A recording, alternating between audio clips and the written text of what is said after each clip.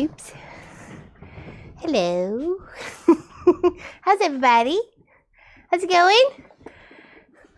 Shazam! If you want your shirt, check out the website. Angie's Design. It's fantastic. I love it. I love it. So proud to wear it. How's everybody? We good? Oh, I can see everybody. Lots of people's texts today. That's awesome. Hello, hello. Sue Spires. Is that how you say? She is the winner of the Shazam shirt. So we're going to be, one would be twinsies. We'd be triplets between me, you, and Angie. Hi, Jerry Lynn. How's your day? How's everybody's day? It's beautiful. It's been actually not too bad out here. The boys went shopping and I didn't have to, and I got caught up on a few projects. So I was just cutting a little bit of the red bit that I want in between our trees and our border. And we are going to do mitered corners, and I just did a little practice piece to make sure I remember what I was doing, and that was my little practice piece. So yeah, we got it. We know what we're doing. We can, if you want to learn miters corners, there we go. We can do this today. Easy peasy. Okay, put that there, because I don't even know what I'm going to do with that. I'll probably pop something babyish in there and maybe decorate somebody's room or something. But though I think I got a little bit of I'm not sure if it was oil from the machine or something that was on my desk here, but I did clean it up afterwards, but I didn't see it until probably that had hit it. So anyways, nonetheless, I'm good. Hello, thank you, Mary, from Philadelphia, Pennsylvania. We used to live in Harleysville, Pennsylvania. We did for 4 years. 4 years. Popeye and Munchkin, yep. Working on 200 flying geese for Bonnie's mystery quilt.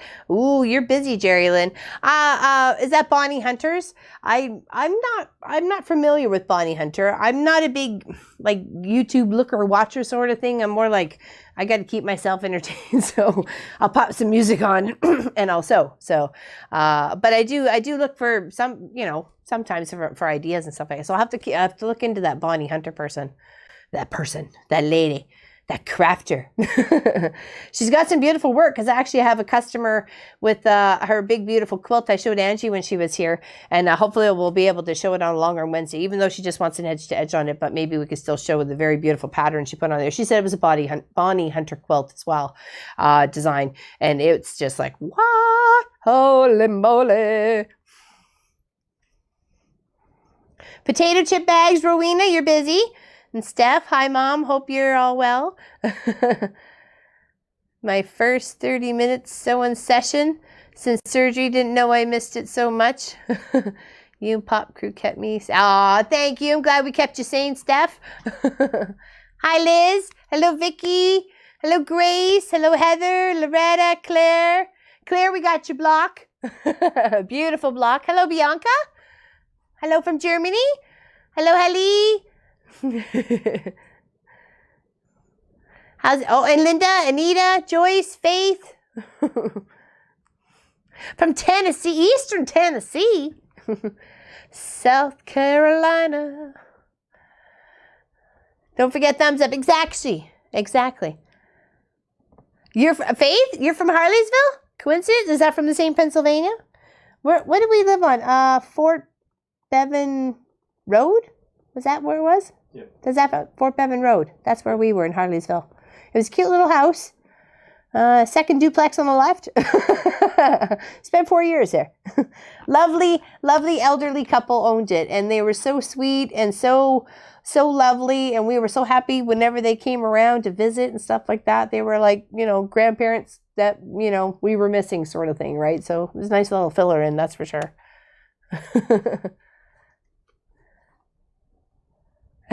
Small world, eh, Faith?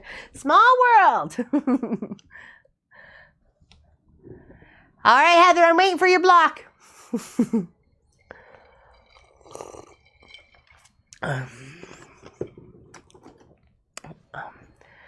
Hi, Linda from Middle Tennessee. Middle Tennessee, is that like middle of the state, Tennessee? And Sammy. Hello, Sammy.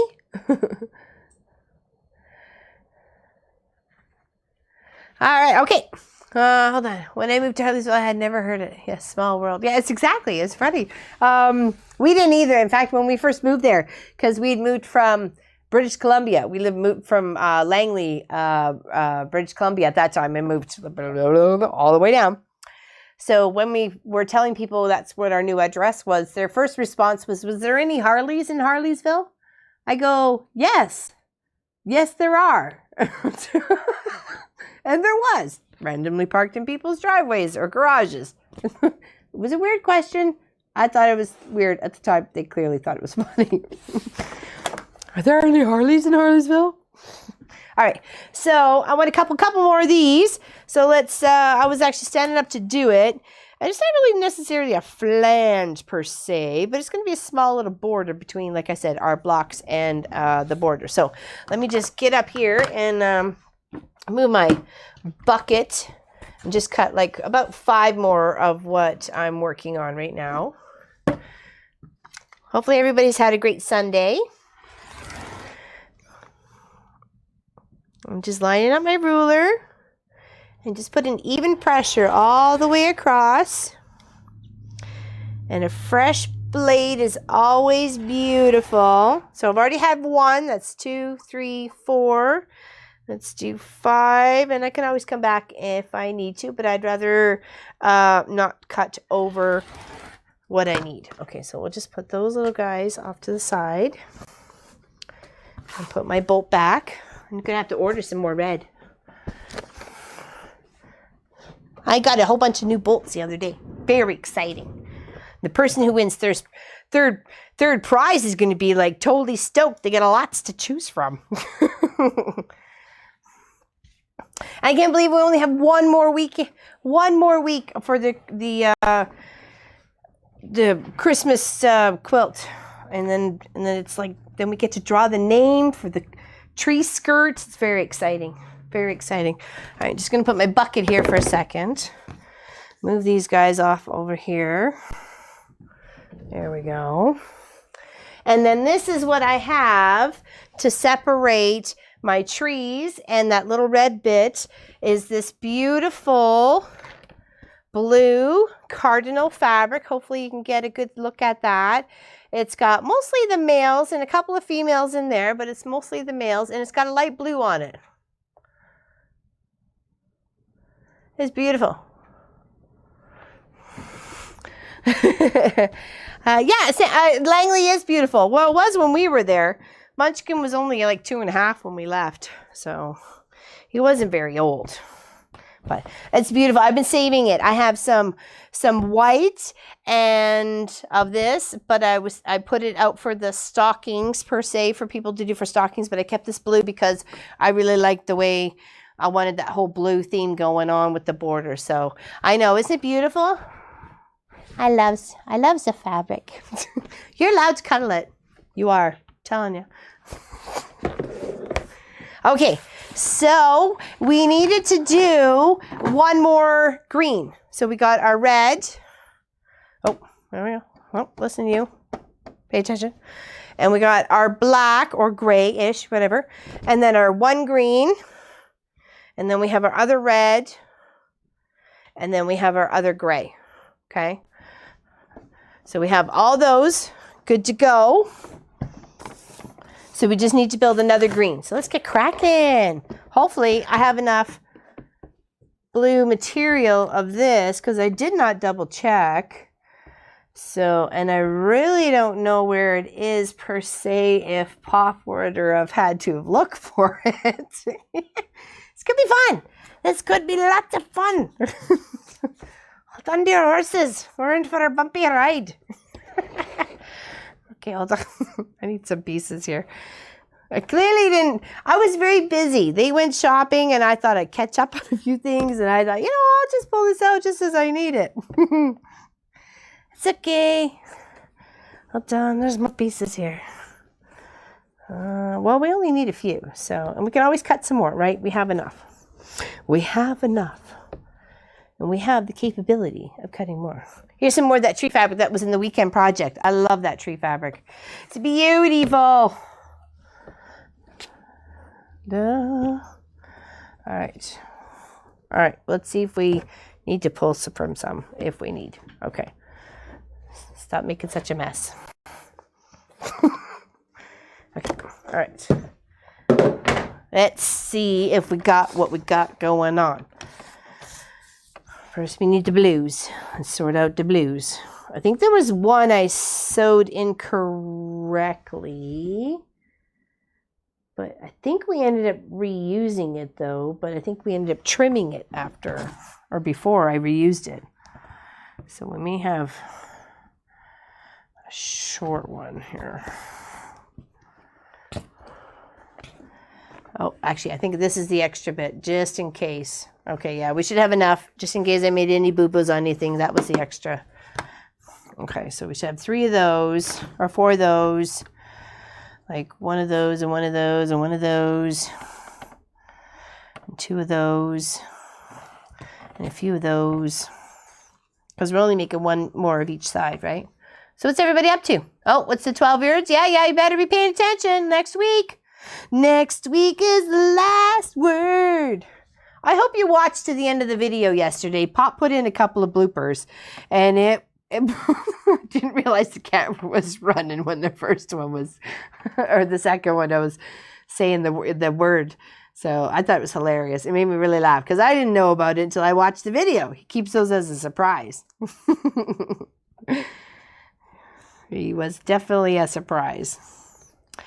Okay, I think we are all right, except for, I think I might be short 1 of those and 1 of those. Okay, because I got 2 of those, so that should be 8.5.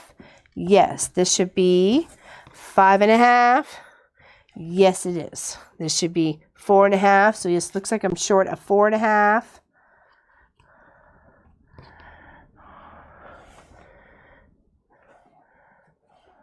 Yeah, so for some reason I end up having 3 3.5s and short 1 4.5. So let's take that out of this little pile right here, this little extra bit. Oops.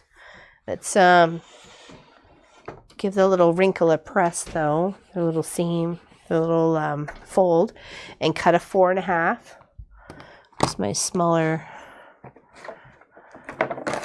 Seems like everybody loved the outtake. Good. And there was, of course, one with Angie and the birthday bash, too, which, just had us chuckling as well. Love it.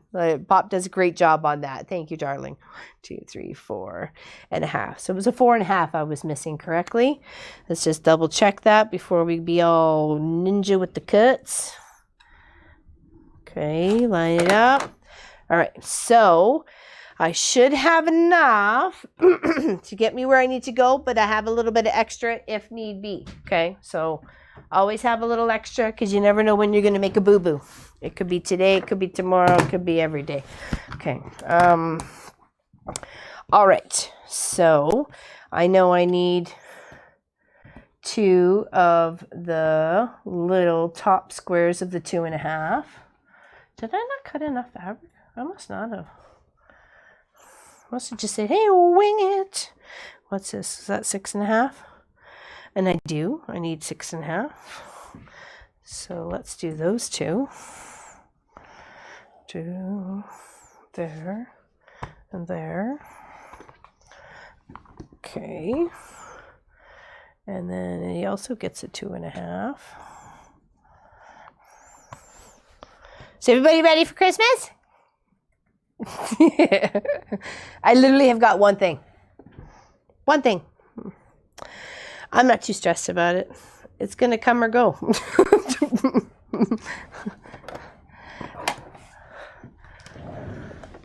right. Now, I love this little one. Pop got me this last year for Christmas, and it is a perfect little 1/2 inch or 1/4 inch seam allowance little ruler. So you line it up, you line your corner from here to here, like following this little line in between. It's got little 1, 2, 3, 4, 5. And I've got longer ones too, should you need it for bigger blocks, right? And that also has been helping me utilize that extra corner to go to the extra pile. You know, this is growing quite a bit. It's getting on. It's getting full. Well, not full, but it's halfway-ish. Oh, you had the flu? What's your Boxing Day special this year? What is the Boxing Day special? He's not sure. I don't think we planned anything. We were just so excited with the cutter last year. So I don't know. Oops, sorry. I want to put that on the other side. So I'm putting the edge. If I want to utilize that extra triangle, I'm actually putting the far edge of this ruler from corner to corner, and then using the other side of it to mark the line where I'm going to sew for this extra the half square triangle. This is what's going to be, a little bonus part right here, right? So we put that extra seam in, and this is goes to the extra go pile. Like, awesome. Okay, so let's do that. And then let's do another one like the star. I like the star. So let's go to, how much is this? So 7.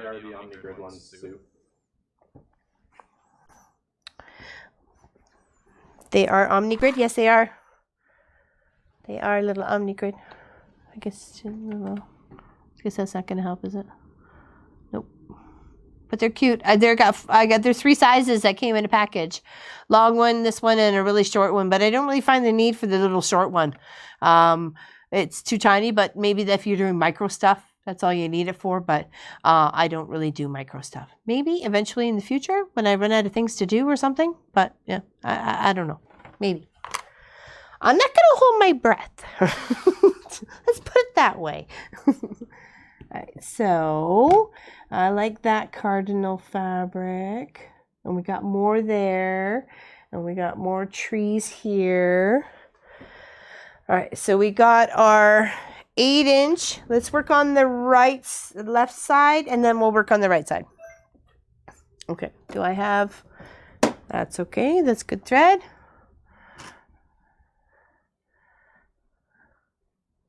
Corny pokey outers. Yes, they do, Anita. I actually was using it for a couple of embroidered pencil cases. The principal where I cross guard at, she ordered like 6 for her nieces and nephews. And to get the corners out where the zippers were, I was poking the little ruler out in their little corners. It was doing a great job.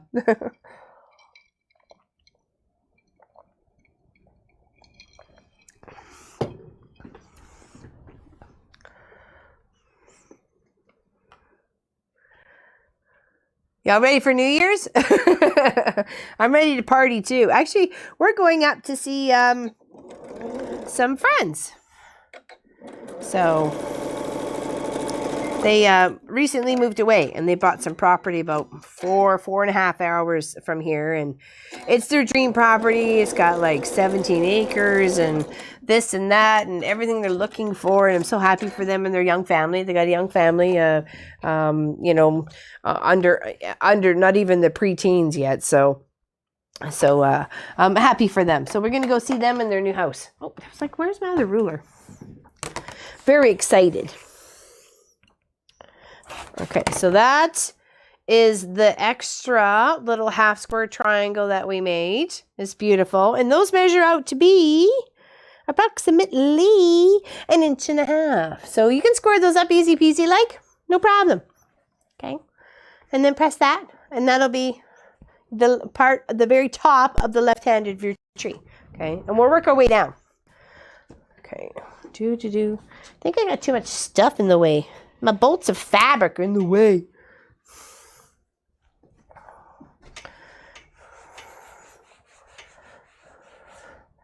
I'm actually very excited to see what the 3rd place winner picks as their fat quarter choices. Or if they want, they can, since they have a choice of 5, they can, go for a yard of fabric if they like. If they just want to submit all the fat quarters into 1 yard, that's fine by me too. We can work with it. I have a short video issue. I want to just restart the video capture. Okay. So, do they know? Hold on. Hold on, everybody. We're about to ride. No, kidding.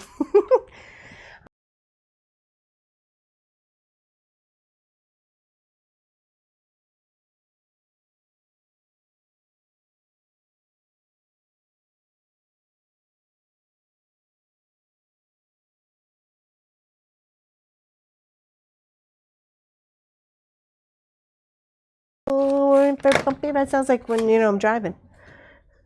Should be back. Should be back. Should be back and rocking. We should be back. We should be back. I hope we're back. If not, we're back. Oh, I didn't realize these leaves are directional. That might be important. I think it might be. So we're going to make sure the leaves are going the right way.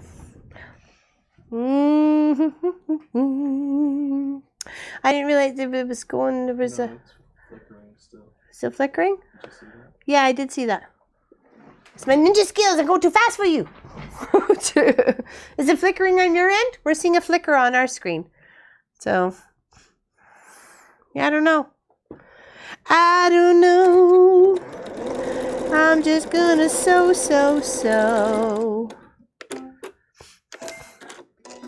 No, not here? No? I don't know. Wonder if it's just on our end. And to the person who likes to thumbs down, you don't have to watch. You can go find something else. We don't mind. Your thumbs down kind of depresses me. So, don't. Okay? Thanks. Just thought I'd throw that out there. There we go, the second piece. All right, so we need to add a 5.5 to that one, which we shall. And then we'll give it a press and sew it to its top, little buddy. I was doing a Christmas quilt. She's been here a couple of times. Her name is Rachel, and I think she watches the shows. And she's got stunning work. She does. Anyways, the one that she had here was in each box, and each box was outlined or bordered with black, was a different thing to do with not necessarily Christmas, but it was all different fabrics of Christmas, and nutcrackers and globes and snowflakes and gingerbread men and all that sort of fun stuff. And it was really fun to quilt that up for her.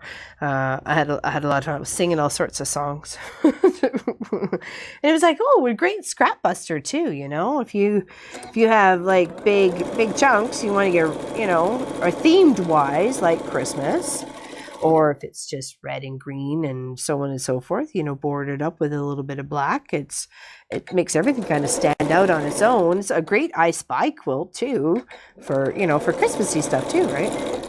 So.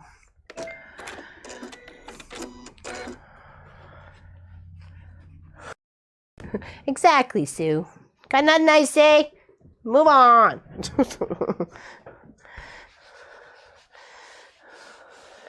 I'm not making you sit here watching it. You can go happy to go watch somebody else. All right, there we go. Our tree's coming along. All right, next one is a 4.5 and then a 2.5. So we'll take that there. And I like this fabric for the 4.5. Da, da, da, da, da, da, da. All right, so we'll add that there. Make sure that's directional because that is with that tree. We don't want to make sure we don't want them upside down trees.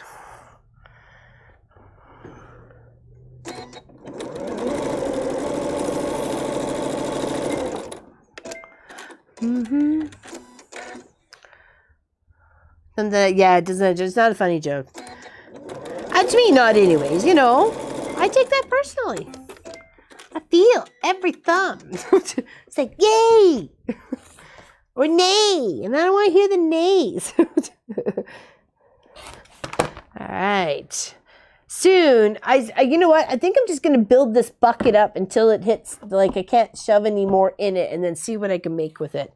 By the time next year comes around, by Christmas, I bet you that'll be full, and All right, what are we making in the new year with this bucket of scraps? All this that we took another extra, 2 seconds or 3 seconds to sew that line and clip it.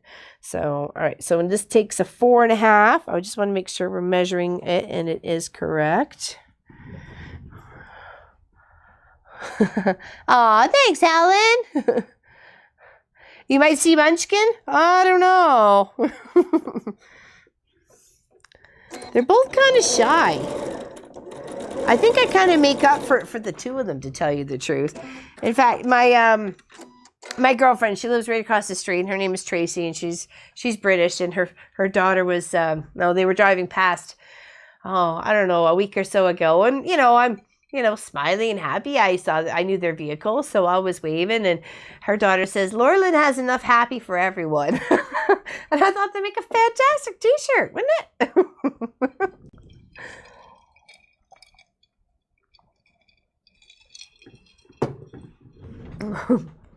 Maybe chuckle, and I love it.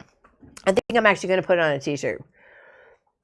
Yeah, we're a little split ears weird on our end. I can see it up on the screen. It's like glitchy out, but as long as it's not for you guys. That's the main thing. Okay, so what did I do with there we go. It's like I lost my square. Okay, so I need to press that and then make sure this was the next one in line, which should be, no, that's the 6.5. That's the other one after that. All right, I need to find a 5.5.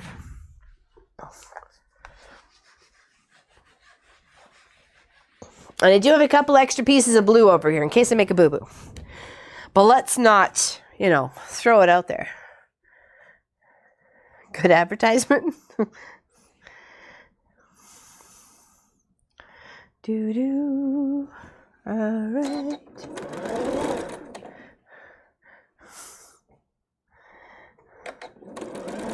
Well, I love Angie's Shazam shirt, so, go ahead.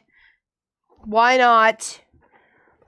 Seam Ripper is the superhero. It certainly saved us in a few situations, especially in the hands of Munchkin, because I think I'm going to make him a cape that says, Ripper Extraordinaire. No, that doesn't sound right.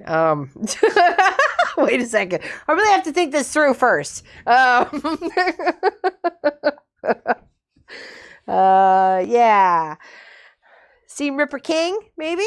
What do you think of that? Little cape, Seam Ripper King. Pop is chuckling over there. Sometimes he just never knows what's coming out of me. Neither do I. All right. We need, which was this one? That was the 7.5. Okay, that comes after that. And that was the other side. We need, I want a big piece.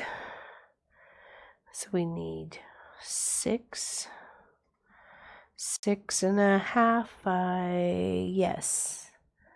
Because that is, no.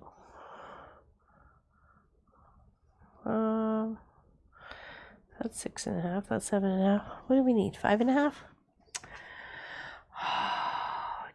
What's this?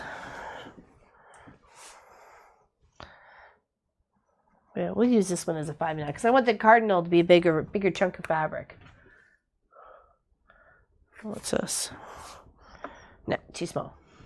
Too small. Can't play in this game. You're too small. All right, so 5.5.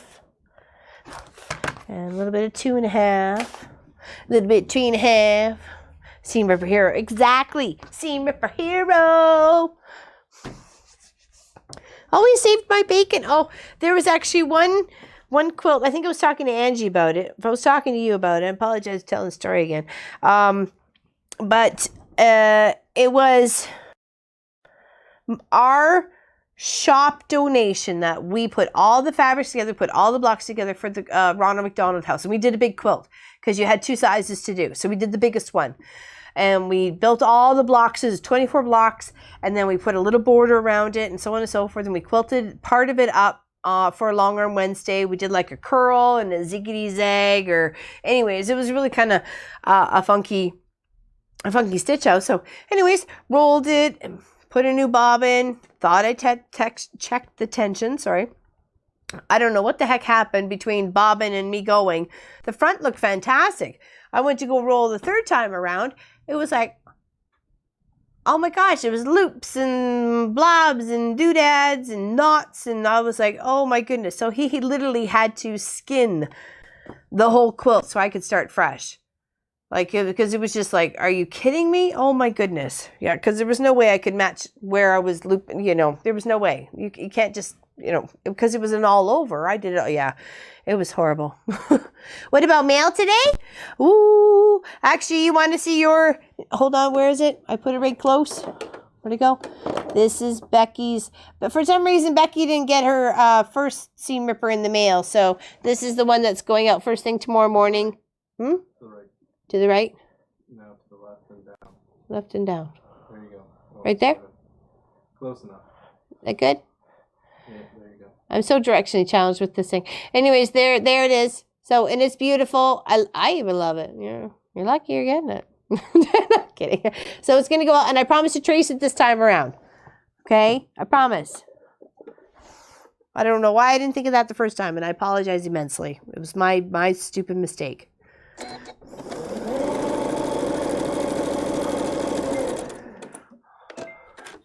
There's Angie. We were talking about Angie. Actually, we chatted about you a couple times now.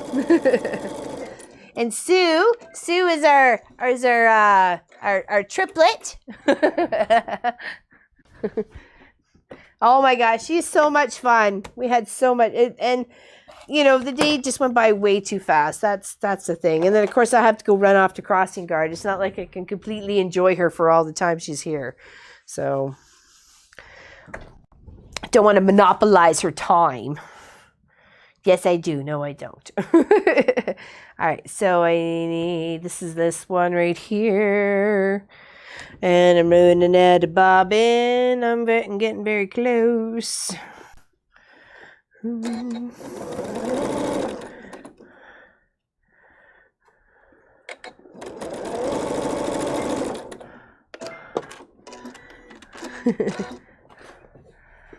It moves all the time? What moves all the time?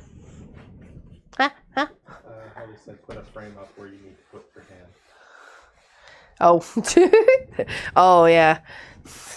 Yeah, that's not going to help. All right, where's the rest of my... All right, good gravy. And do. All right, we're making a green tree. We're making a green tree. I'm loving this green tree.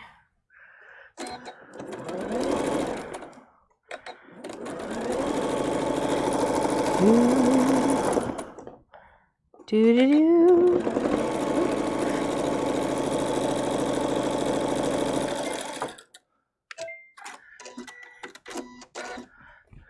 The birthday bash was amazing. Phenomenally amazing. It's such fun. And actually, I have the Shazam wall hanging. It's already base stitched. I actually had the second prize. I was doing some work on it earlier today, so I put the Shazam up next to it. There was enough space on the back fabric for it to sit up there, so I put that and basted it. So you'll maybe see it for Long Arm Wednesday. I'll probably do a little bit on the Shazam and finish up what I had started on the second prize winner Christmas lap quilt. So stay tuned.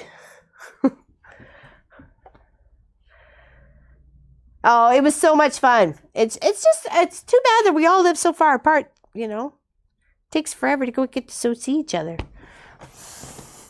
Forever. Okay, so that was 1, 2, 3, 4. So 1, 2, 3, 4, and then we 5. So that's 6.5. And I think that's what this guy was here, right here. He was already prepped and ready to rock. Yes, here we go. Here we go, here we go, here we go.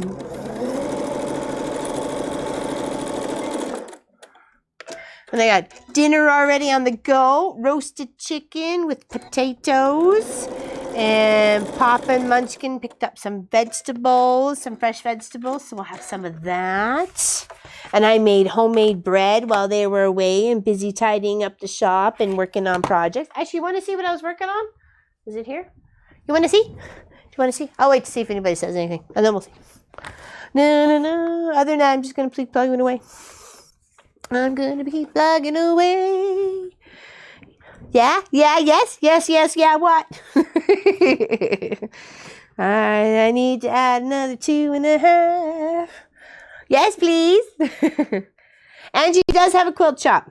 And what's a studio in her house. And she does do people's quilts. And she does memory and baby and all sorts. And she designs her own beautiful, stunning. I had one piece here on the long arm. It was beautiful. And I had one lady, it had lots of personal pictures on it. I had one lady say she didn't care about the pictures on it. She'd take it anyway. She didn't care about who those people were. She loved the quilt just the way it was. It was beautiful. It was stunning. Stunning. Oh, time for show and tell.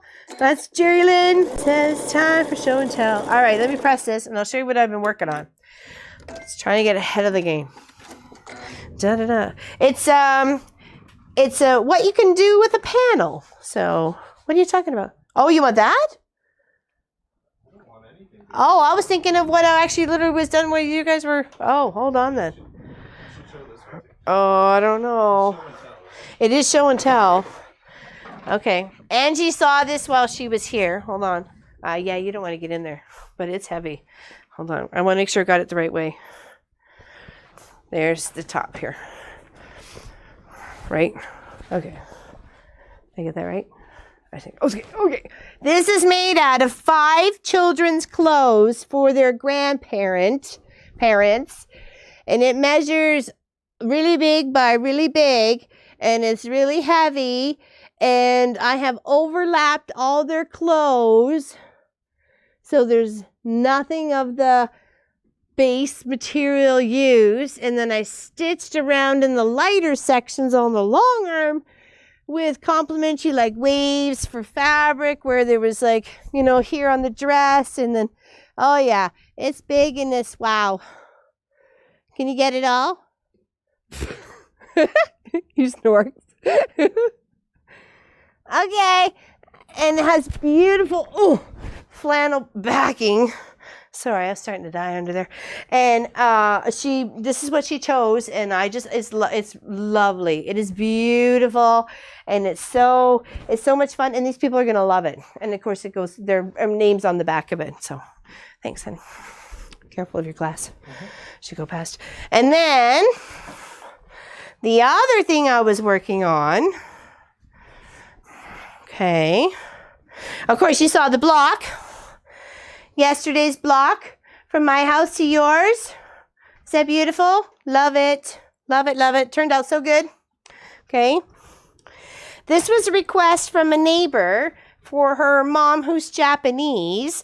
And this is what I came up with. She says, make me something that's a lap quilt / wall hanging. So that's what I came up with.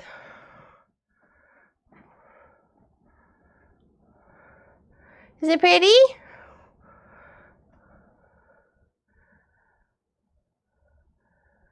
And then I'll show you the back. So you can see that. And I just tied all together and still add with all the quilting. I'll show you so you can see some of the quilting. Add a little bit of that strip of the nice little black with the red fabric. And so I kind of did a feather paisley to still go along with the paisley that was here and then the feathers of the cranes and stuff like that. And of course I built out the fans and stuff and it's got crane fabric. So yes, isn't it lovely? I'm hoping she loves it. It measures 48 by 45. So I'd be very, we kind of agreed on a certain price and I think that's perfect. So hopefully she likes it too. She'll see it tomorrow. Yes, busy. Busy. And you said she didn't see that when you were here. I know, I just did it. I literally just did it this morning. I built it, sewed it, and put it on the long armed it up and trimmed it, and there it is. I was up early, like 5. I know I had stuff to do. So I got busy.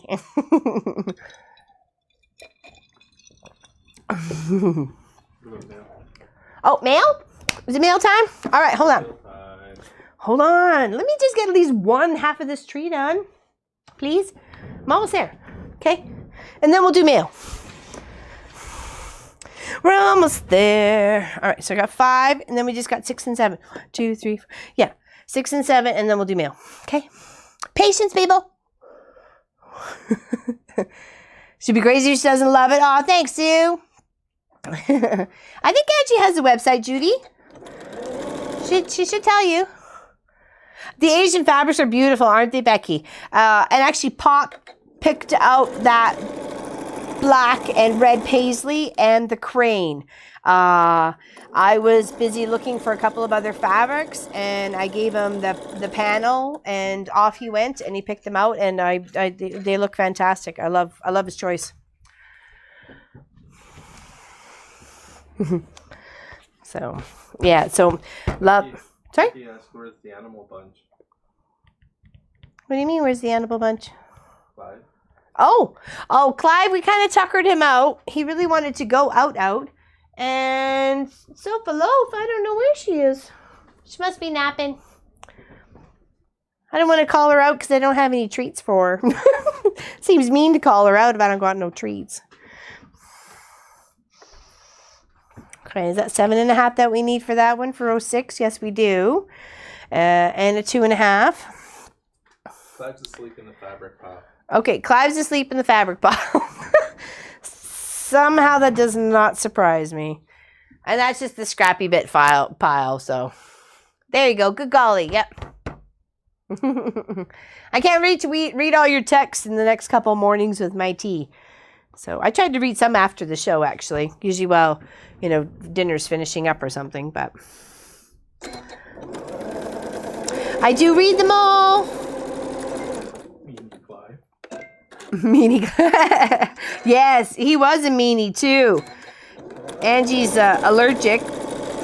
And you know how Clive is so very lovey. Yeah, well, he didn't seem to think that she should be resisting Clive's love. Because he's such a lover.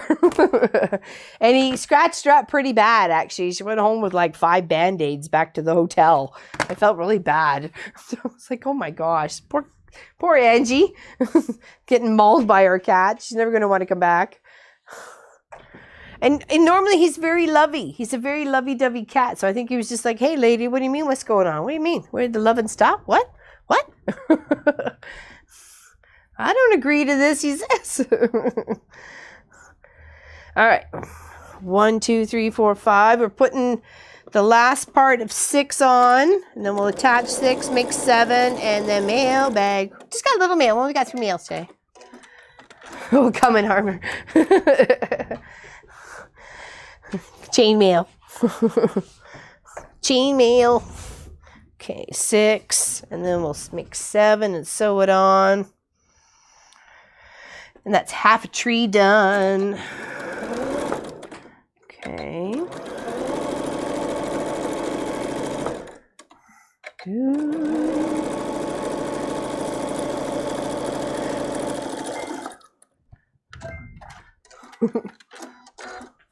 There we go. Beautiful.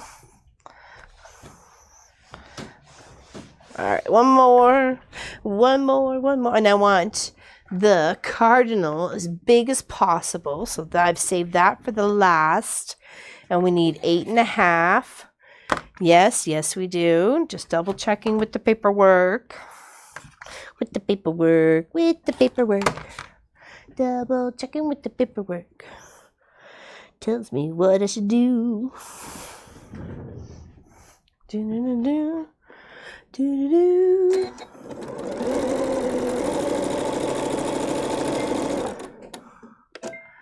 Hi, Deb. Where's Deb from? I didn't see Deb there. I'm just going to say hi, Deb, because it's everybody else saying hi, Deb.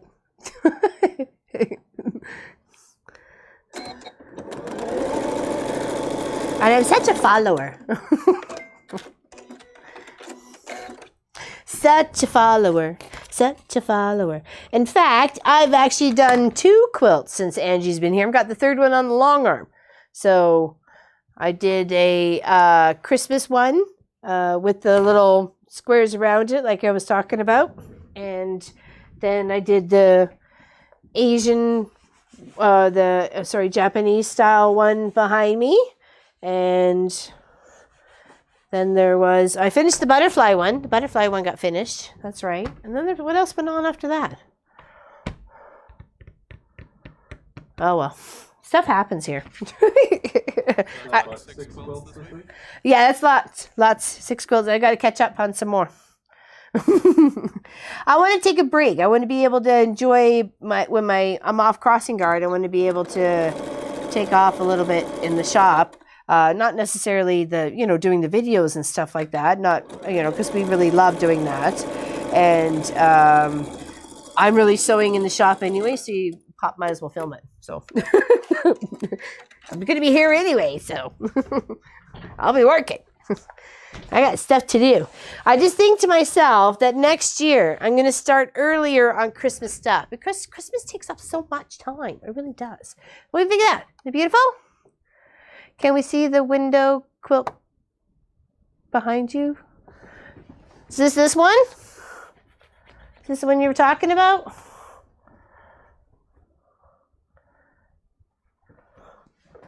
That's okay. If that's the one you're talking about, I'll show you. But just so you know, that it was my second attempt at that was my second attempt at the attic windows concept. I did a really good job with a huge Santa. He's actually in a couple of the old Christmas videos of last year.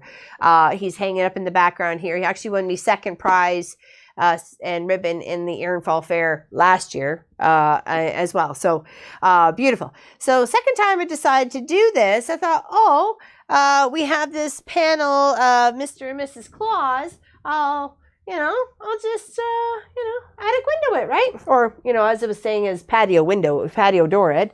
Hold on, let me grab it out here. Okay. And I miscut. So when I went to sew it together, it was through her face and it didn't look very good. So I stitched it back together with adhesive. So it's pretty much 4 instead of 12. And it has not been quilted, but I've lesson learned.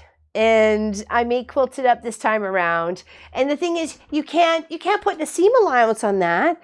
You have to butt it up, adhese it right next to it, in those fibers next to each other. You can't put any allowance. It doesn't look right at that point. You're chopping her face off. So, is it cute though? And one of these days I will quilt it up because I love the little flannel and the reindeer in the background and how it kind of, it's kind of Pop and I. It's always been Pop and I. We've always kind of been our own little version of Mr. and Mrs. Claus.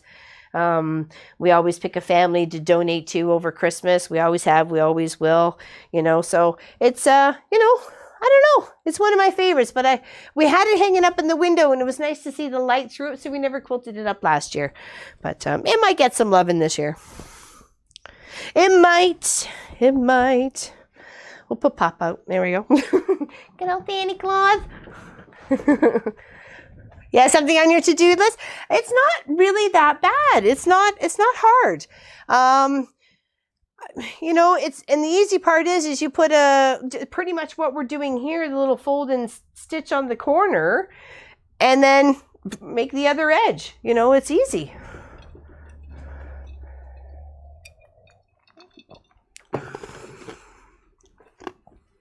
Yeah, maybe. I thought you could though. I think if you were to see it up close, you could see it. But I would never try and sell it. It would just be here in the quilt shop. Ah, Kermit Miss Piggy, that's adorable. I'm not sure if I found it via Lens Mills and their clearance section. It was either before Christmas or after Christmas last year. It must have been before because I did it before. Must have been well before because I had it for the Erin Fall Fair. So maybe it was Christmas before that. I don't remember. Maybe it was 2 years ago. And slowly working the way through them. Hello, Maureen. Yes, it is. The shop is our house. I've taken over the living room and the dining room. I've claimed it as my own. That's where Walt. I have a Gamble Statler stitcher, 12 feet long, computerized, as well as I work it, and he works himself. I gave it a name. I figured he cost me so much money, I might as well give it a name. And this big Janome machine, my table. Pop sometimes comes in with his software and his board and you know what he needs to do for the live streams and stuff and the videotaping of the 3 videos. But yeah. For just over 2 years now, I've taken over. Are expensive? Oh, that's too bad because I think I picked them up for only $3. So, you know, that'd be, you know, what, probably £1.50 for you. So I don't know. That's kind of weird. Maybe try shopping online. That might be a way to look at them. Or maybe if I can get myself a good deal, I'll buy some up and then just sell them via our shop via the webpage. So just keep an eye out. Maybe I can. All right, we're going to work on the right side. Could you do a Wednesday on how to do panels, please? Like the attic window, as I'm never sure what to do with panels. Sewing it up or actually creating the panel or actually stitching it up? Because the Wednesday is always the long arm Wednesday on Walt. The weekend projects, I'm happy to throw some stuff in there like that, like we during here with lots. We had quite a few requests on how this here because it was always a backdrop and quite a few quilts, and I did do a long arm Wednesday on it, but I never showed how to do it. I did it after school with babysitting kids. So great, you have a supportive husband and the things you love to do. Very much so. We've always supported each other in whatever he's shaking his head over there, but he really is. We've supported each other in whatever we wanted to do. You know, with him and his wood turning or wood carving tools or whatever, it's, you know, happy to help him with some designs or tweaking or sharpening or company or whatever. So, and he's always happy to help me with whatever I need to do in the quilt shop too. You know, taking out zippers of jackets. I don't got the time, 20 minutes to do it. He's listening to a conference or something. His hands are idle. You know, he takes out the zipper. So, you know, he's got to do what he's got to do, and I got to do what I got to do. And we work very well together. We have for 26 years. So I make sure of it.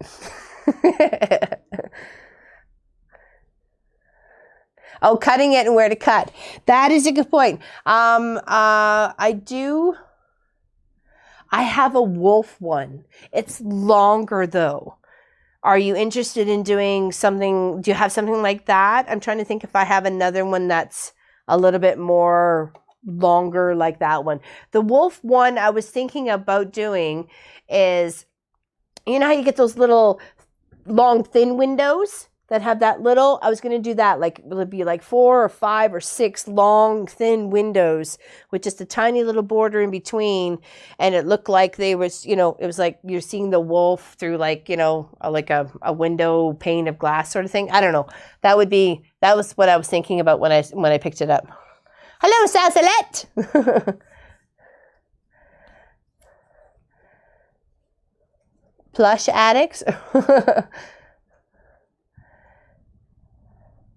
Panels in general. Okay, well, we can work on something. I have the wolf one to do, so that's a great project to do for a weekend project. It wouldn't take very long to do and cut it up and show you how to do it. So yeah, excellent, great tip. I will do that. Definitely. I have one of a horse. Oh, a horse would be lovely. Oh, there we go. Perfect. Hopefully that'll help. Excellent. Yay. Okay, next buck. Cracking here. What? Mail. Oh, right. Sorry, mail. Thank you. Shiny object. Alrighty. Okay. First, I'd like to, because this got missed the last time. This is from my friend Janice. This was her 9 patch, 5-inch square that she donated to the block. So thank you very much for that, Janice. It's beautiful. Love the colors, and it's going to complement a lot of other blocks. I meant to do that, but I was so overwhelmed with her butterfly birthday gift, I forgot to do her block. So this one anyway. So thank you very much for that, Janice. She's so lovely. She's good company. She came over and she was talking with Angie too. We had a cup of tea. Hung out. She's watching us long arm.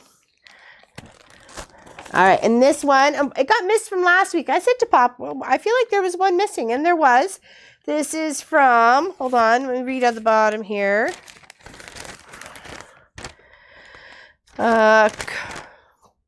Corey, I believe, from Gimli, Manitoba. Cranick, I believe it is. Yeah, Corrine, sorry, there we go. It's proper up there. Gimli, Manitoba. Favorite color is blue. And let's see. Oh, this was her block. I want to see if she said it. Hold on. Not that I have that out of the way. I have to say that I love your shows. What did you say? Oh, my block is a cat. I love all animals and happen to have 3 cats, a ball python, and a hamster. She's busy. Let's put it that way. Isn't that cute? Love it. Isn't that adorable? Love the cat. Love the blocks. Love the color.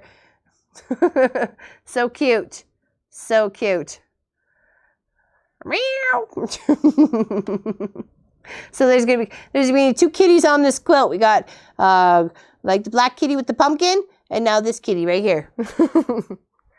Excellent. Thank you very much for that, Corrine. Okay, where did the envelope go? Oops. I'm missing the 2.5ers. I know where it went. Went to the floor. Okay, so that's from her. All right, so, and then I just got a nice little, it was a drop-off thank you card for, if you ever watched the mystery quilt, the baby girl heart that I was doing with the pink and the purple hearts. She just dropped off a thank you card. She says, I'll say thank you. Okay.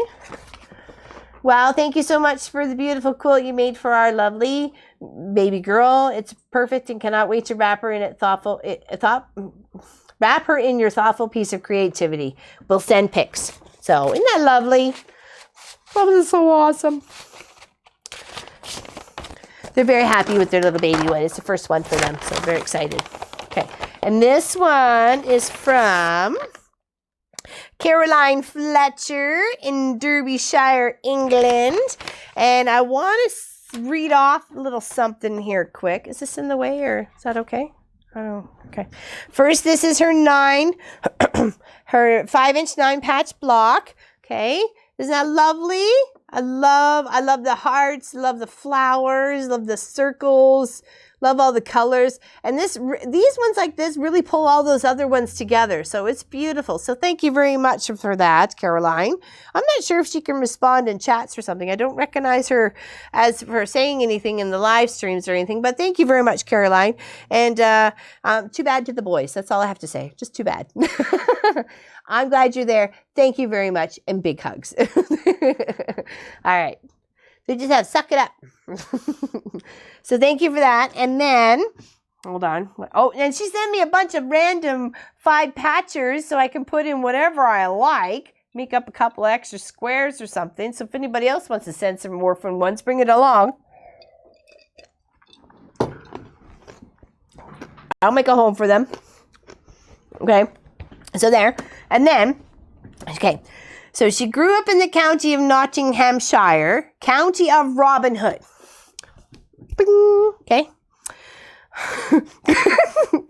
And have therefore stitched the major oak, which is the oldest approximately 1,000-year-old tree in Sherwood Forest and reputed to have hidden Robin Hood himself.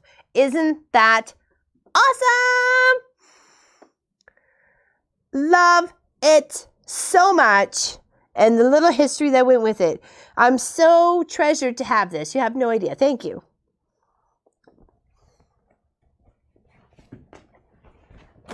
Beautiful.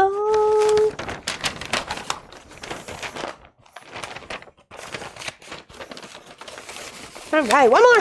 One more. I keep trying to think to get to Staples, but I never get into Orangeville, I tell you. All right, this one is from Claire. Beautiful Claire. All right, here she is in her stunning block. Look at that, peoples. She loves purple. I couldn't tell. I love purple too. And look how tiny they are. She's funny. She says she couldn't do 1, so she did 4. She can do one what she want. And she's collected all the words. Wink. Thank you so much, Claire. We love this block. It is beautiful. And look how, if you can zoom in here, little tiny little backings are little tiny and precise. I'll give you a moment there.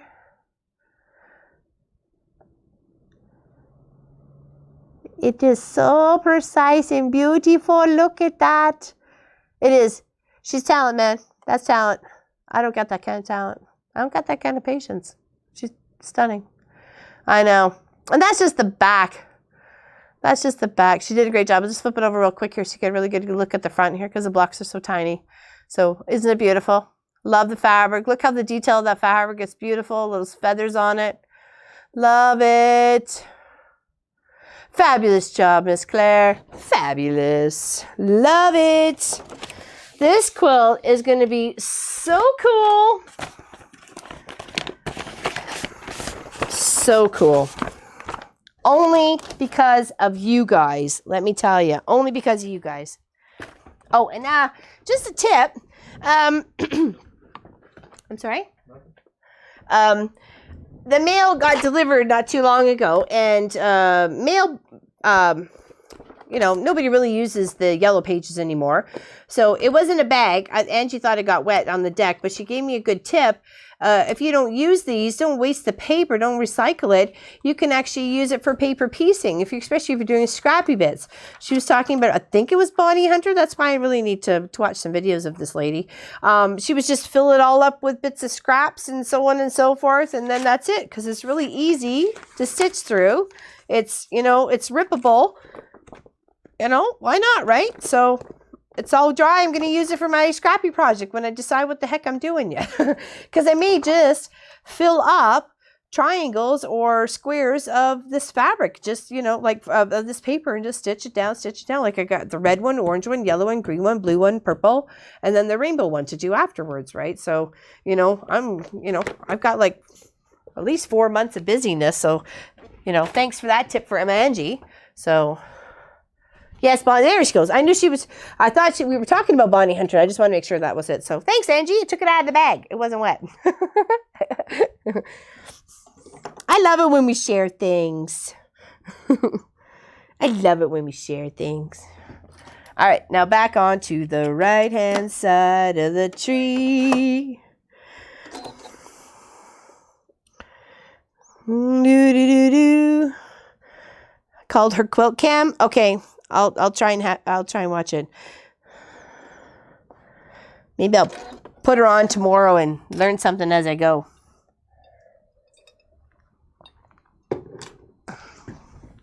A stabilizer for the applique. That makes sense too.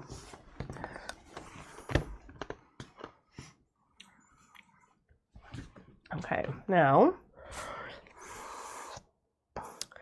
let's see. Let's do a small one of the stars. Oh, that missed his bucket. Uh-oh, he missed his bucket. Okay. Where? There we go.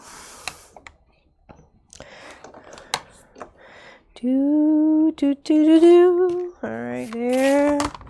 And then there. So we need to stitch down this side. So let's make that mark so I don't get confoozled. All right, so that's on the outside because I want to match this line from corner to corner to optimize that triangle, half square triangle fabric on the edge. Okay, now make sure I did that right. So when that flipped, oh yes it will. Okay.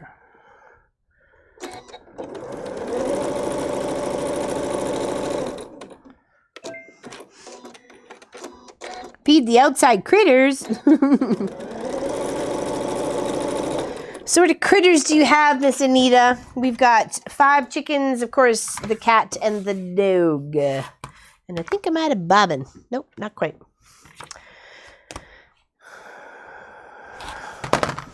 What does everybody else have? I know Cat Lady has lots of cats. So is Corrine. Okay, all right. So we need a 3.5ers. Da, da, da, da, da, da. I like that piece. It's pretty to me. All right. And then we want to go in this corner. Here we have in this corner, we have 5.5 inch. Yeah. We have 5.5 inch, and that's not a winner. That's the winner. All right.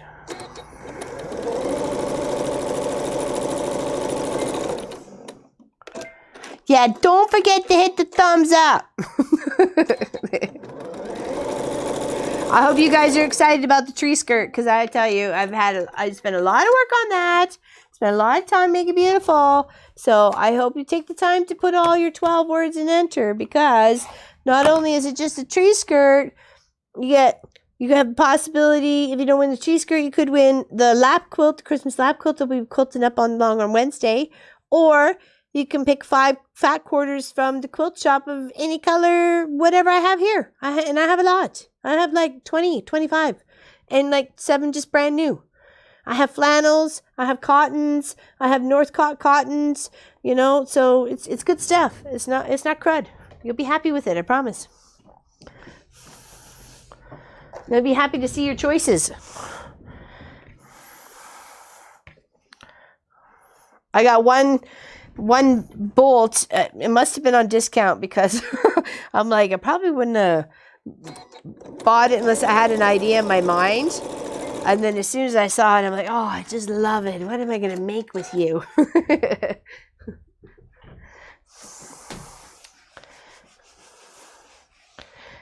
Here, I'll show you it. Hopefully I don't make an avalanche of stuff fall here.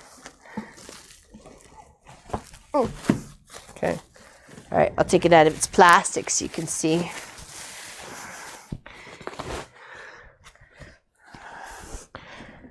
There. Isn't that pretty?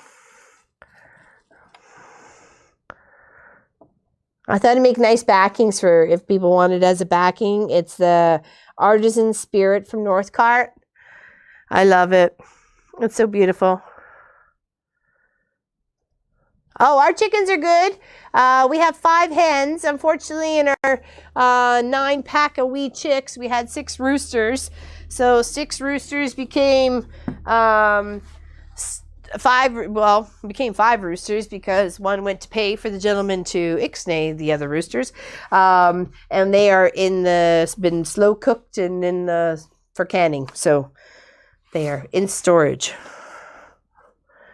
Oil spill. Yeah, probably. Yeah, I guess so, with the little rainbowy goldy color. That's interesting. Too nice for backing, gorgeous fabric. Yeah, I have to think of something to put with it there, Sue. Yeah, Sue. There we go. Have to think of something to put with it. Do.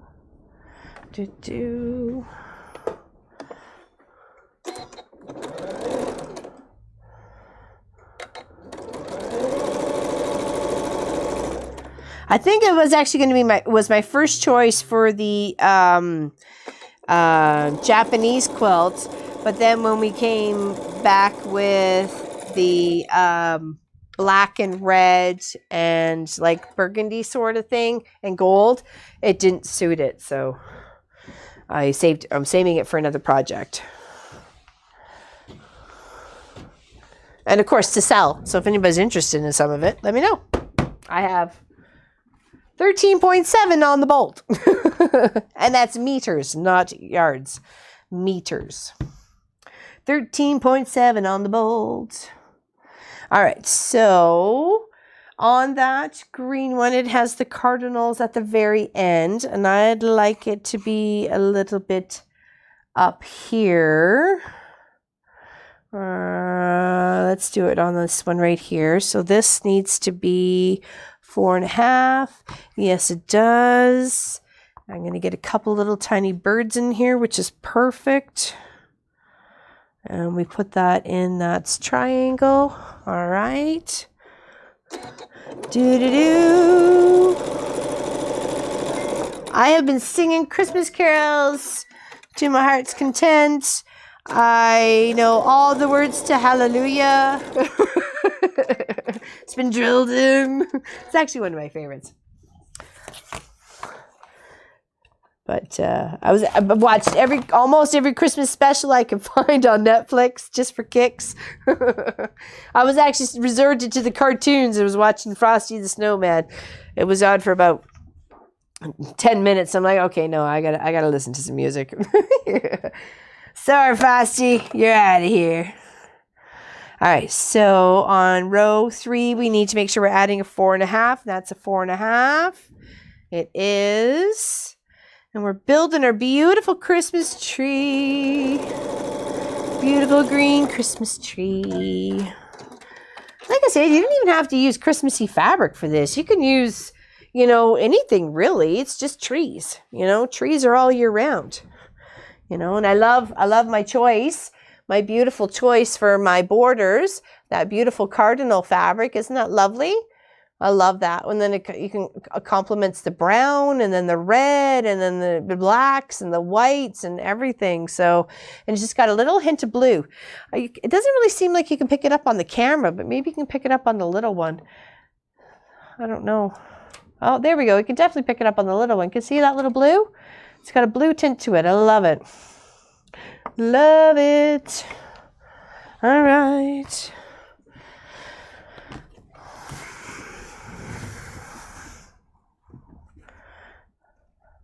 How did you cane the... I called my friend Helen and her husband Georgie came over and got them.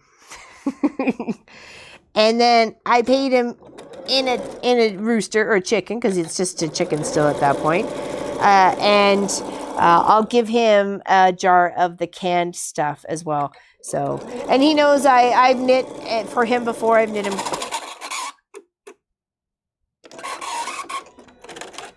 Clearly, we're at the end of the bobbin. Nomi was having a heart attack. What's going on? Jeepers creepers. I've knit him hunter gloves before. So these 3 get all in like a little mitt. And then this one and this one is like a glove. So, and it takes a little time because I want him to make sure that he can put his little hand warmers in there too, and so on and so forth. But they're very interesting to make. It's a kind of a barter system. He does things for me and I do things for him. So, he knows I need at some point in time. Yeah, that didn't sound good, did it? It was out. So it clearly was having some sort of I resist the end of the bobbin. Clearly my face said it all. It's like, what's going on? Yeah, sometimes it's not what you know, it's who you know. And funnily enough, he had to take him up to his farm, but it's his brother's farm too. But nonetheless, because his brother had a couple of roosters to cull as well. So it was a rooster culling day. Sound like a French dessert, rooster culling day. I need to ask, so I'm reading the tree instructions and it says cut for 1. Does that mean per side? Yes. Of the tree? Yeah, one side. It's just the one side. Yeah, you got it. I know that made me a little confused too, because here, I'll point it out to you. Okay, so you understand. This says for each of the 24 blocks you will need, because it's counting this as one block. Okay, this would be another block. So you're having left-hand blocks and right-hand blocks.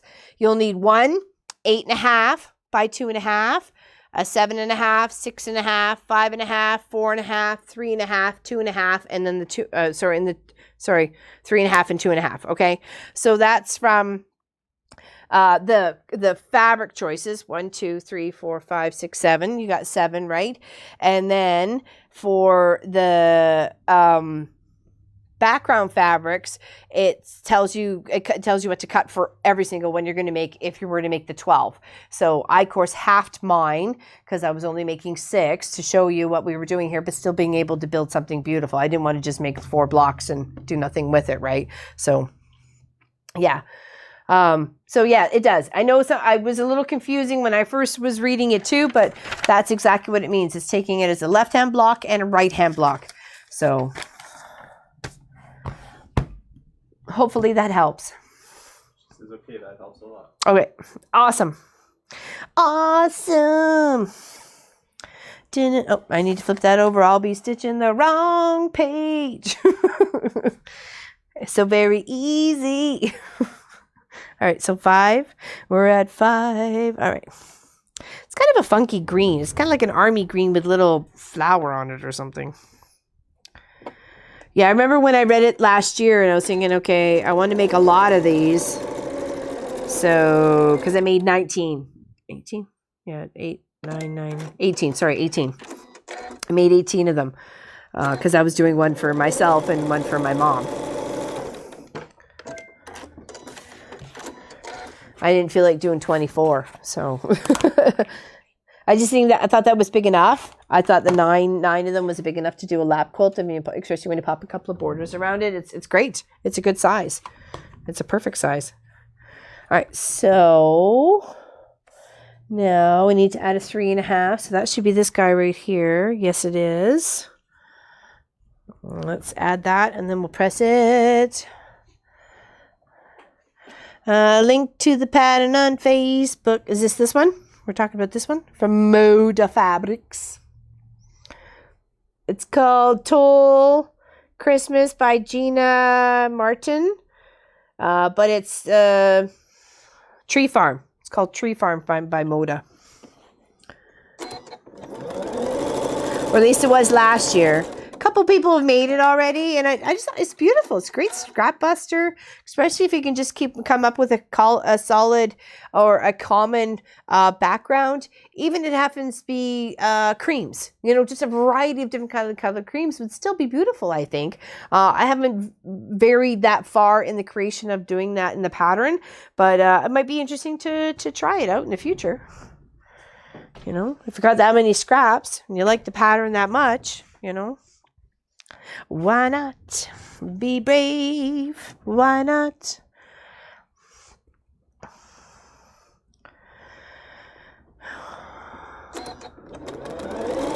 So next weekend project will be the last of our Christmas quilt series. And then we'll be moving on to something after that. So, it'll be a week after that. We will quilt it up on a long arm Wednesday, the Wednesday afterwards. Very excited about that. You'll see. All right, 1, 2, 3, 4. We're on block. Row number 5. We need 6.5. Let's see what we got going on here. We don't want anybody buddying up together here. Let's do the trees. I like the trees. Let's do the trees. I like the trees. We need 6.5. Now remember, this is directional. Don't put your trees upside down. I just end up with some funny looking trees. There we go. Put this over here. Here we go. All right. Actually, I'm kind of sad I didn't take any pictures of Angie's quilt while it was here on the long arm. It was stunningly made. It had pictures on it, so that's probably why I didn't think about it, because it had a lot of personal pictures on it. But all the blocks that she did filler-wise were flying geese and pinwheels and patchwork. It was beautiful. Like, she did such a beautiful job on putting this quilt top together. She's heading out. Bye, Angie. See you later. Big hugs.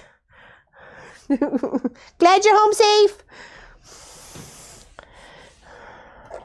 All right. So we need a 2.5. Is that a 2.5? Seems a bit big for a 2.5. Oh, I guess it is. I guess it is. I guess it is.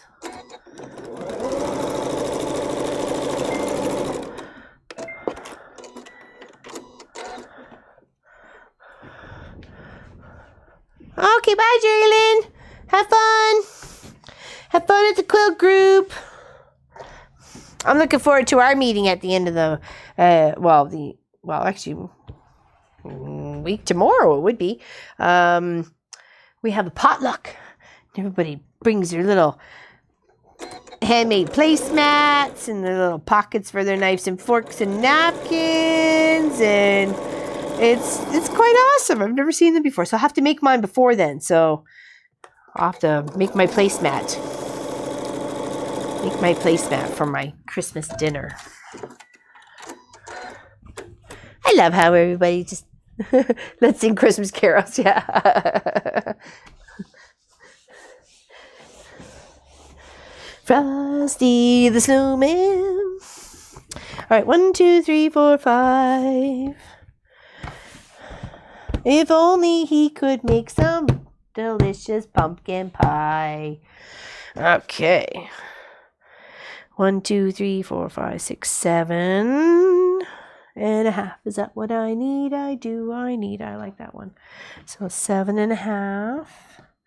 And am I missing some 2s? Oh. Mm-hmm.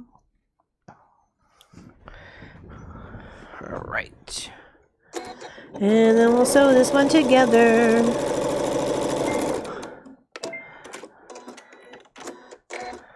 I love your spreading branches. Pardon? What am I? Huh? Oh, Christmas tree, oh, Christmas tree. Oh.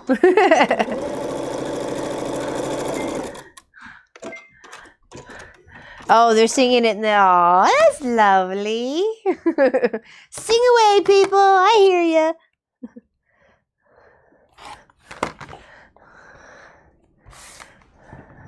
Do do do. Do do do do do. Do do do do do do do do do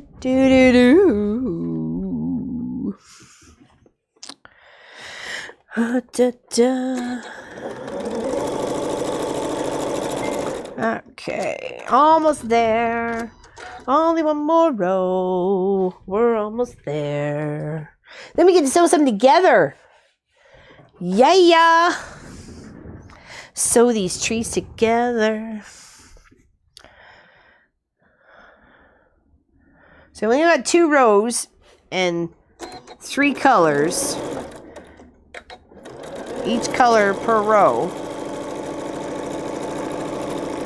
So we should probably kind of do it like a little step effect, I guess. So none is next to the other sort of thing, or same. Do you use the embroidery on your 15,000? I do a lot. In fact, a lot this time of the year, especially for names. Names for stockings, name for cases, names for jackets, lunch bags, you name it. I use it all the time. All the time. All right, last one. Let's see. No, I think we already used that one. We use the star. Star's up at the top. That's fine. We can use it at the bottom. We can use it at the bottom. We can use it at the bottom. We need an 8.5.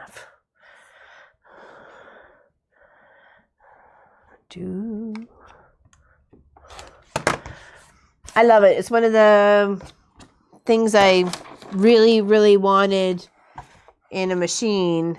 I need to cut it 2.5. I knew I might be short something. What I really wanted in a machine, especially to put because I have a unique name myself, not like crazy unique, but try finding a Christmas ornament with my name on it. Try finding, a t-shirt pre-made or something like that, or a pencil in the store or something like that. You're not going to find it. So I always thought it would be really neat to be able to put my name on something. And the first time I actually did put my name on anything was last year's Christmas stocking. So And I'd had the machine for almost a year before I even put my name on anything. And I just thought it was kind of cool. I thought it was about time. We needed to, well, because we couldn't find them, but nonetheless, we needed to have new stockings. It was time for new stockings, especially when we all had together. Okay, so if this comes up, flip up that way, this is the extra piece. And here, make sure, yes it does. Okay.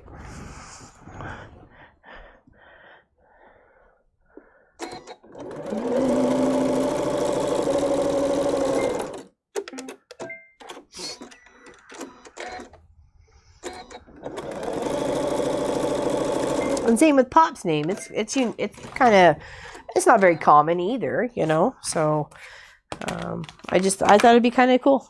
I doubt any of us, unless it was, you know, glitter glued sort of thing, ever had her name in something. Glitter glue, nothing. There's nothing wrong with glitter glue. That's all you got, and glitter glue away. Okay, last piece in there. We can get rid of all these extra bibbity bobbity boos that we don't need in our bucket over there. Oh, don't roll over that. Do-do-do. Do-do-do.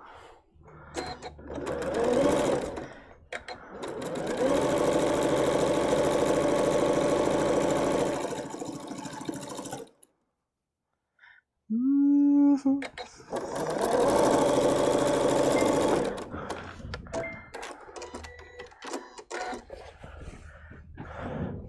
Do-do-do-do-do. What's in the microwave for 3 minutes? Microwave frozen. Oh, those thingies. Those are like the little bowl-shaped thingies, right? The shape around your dish. I like that. That's a cool idea. All right. So let's give this one a press, because he was the one just before. Let's make sure he's all good to go. And line up our 2 sections of our tree here. And grab our pin cushion. There he is. Okay. Take everything else in it.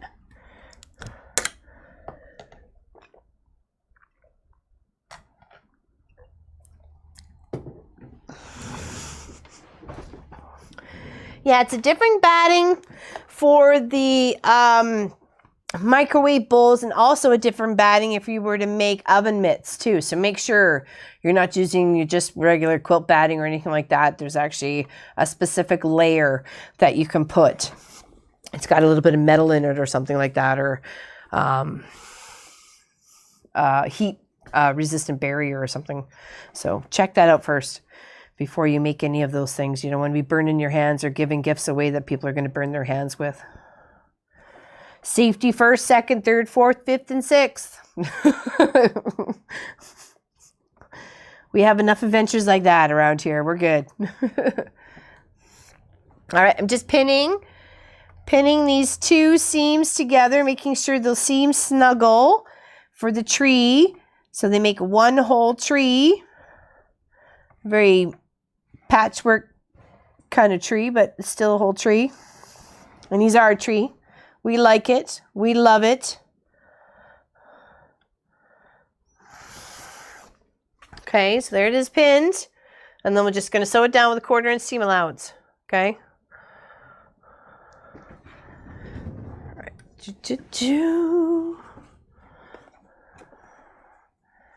Make sure those tops are snugged. Okay. Get a little back stitch. Okay. Well, that was a fun project. I really like that, and thank you for everybody who was liking the tree block and the quilt behind me when I was working on some of my projects. Without you making any comments, we wouldn't be doing this one. So I really appreciate it. So actually, it's turned out to be one of my favorites, and I'm always out for new ideas and new projects. So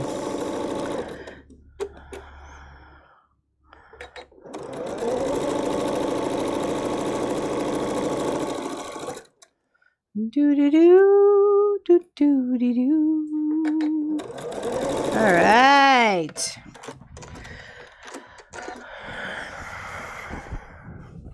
Okay, so let's just see. Love, love, love the trees. Oops, that's okay. We don't need those. What do we think? Is it pretty?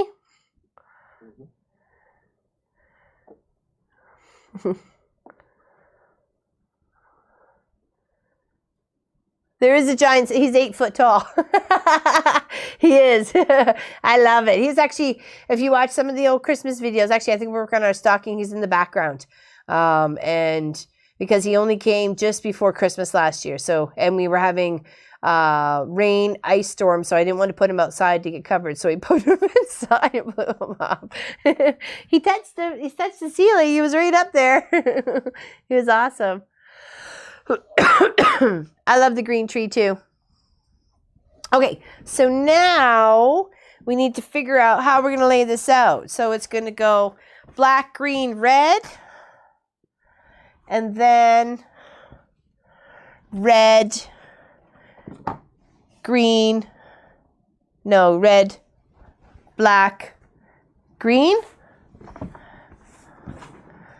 Is that how we like that? That's kind of how I was thinking, but I don't, or we can have it so it's red, green, and black. What do we think?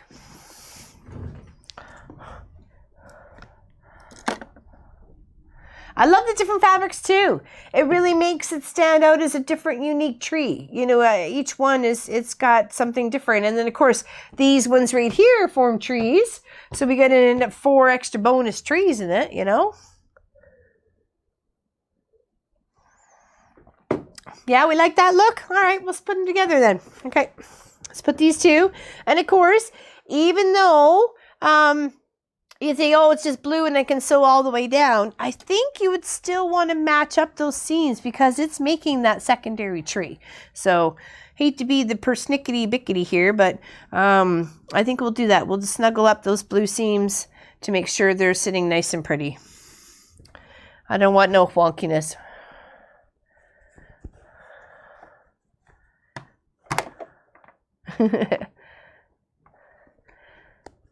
I like them mixed up. Yeah, good.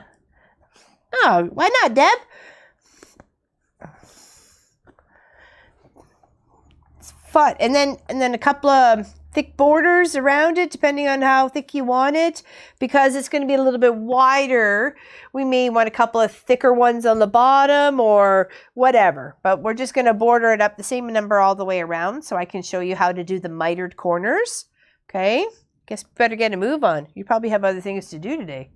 All right, so let's pin those two together and pin these two together, and then we'll sew the two down at the same time. How's that? And we'll actually make a little progress here. And then we'll attach the other ones and then attach the two together. Okay, so let's put those two. It's just going to make for a nice cleaner look when someone's going to look at it. I know maybe only Pop and I, but it's still us, right? You know, this is something that he's liked. He liked it last year, and you know, the wall hanging was for us for the quilt shop. You know, we don't use it for anything else, but I think we'll use this one as to cuddle with, you know, on a little laps, sit next to each other whenever that happens. When does that happen? We don't sit next to each other. When we get a living room back. Yeah, when we get a living room back. We don't have chairs. We don't have a couch. We have 2 computer chairs. Well, the other chair that you saw was not my new chair. It was actually my computer chair from the other room. So Pop has his computer chair. I have my sewing chair. And then we have bed. And that's it.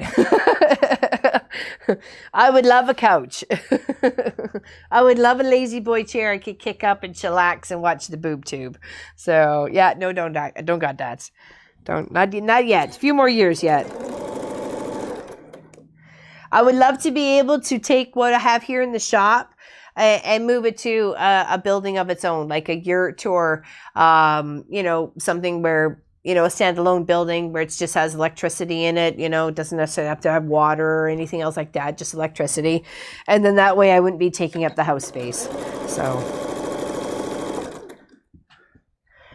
not knocking it. Glad for what I have, trust me. Because if I didn't have this, I'd have just, you know, kitchen table with the sewing machine on it. Says, move it to my place. I don't know, it depends on where you're moving to. I heard you might be moving. That's what Facebook says. I don't know if you can trust Facebook.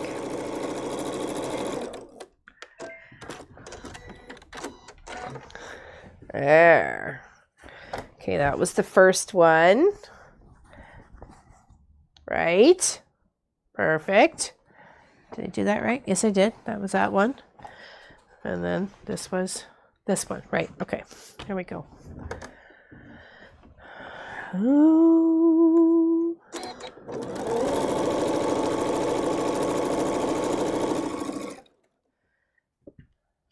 Actually, I went over to my a girlfriend's place, Sandra. She's not too far away. Went over for a couple of drinks one night and sat on her couch, and I was like, couch. She's like, why are you so excited about the couch? I go, I don't have a couch. She's thinking about it. She goes, no, you don't, do you? I go, no, I don't. It's kind of weird when you don't got a couch.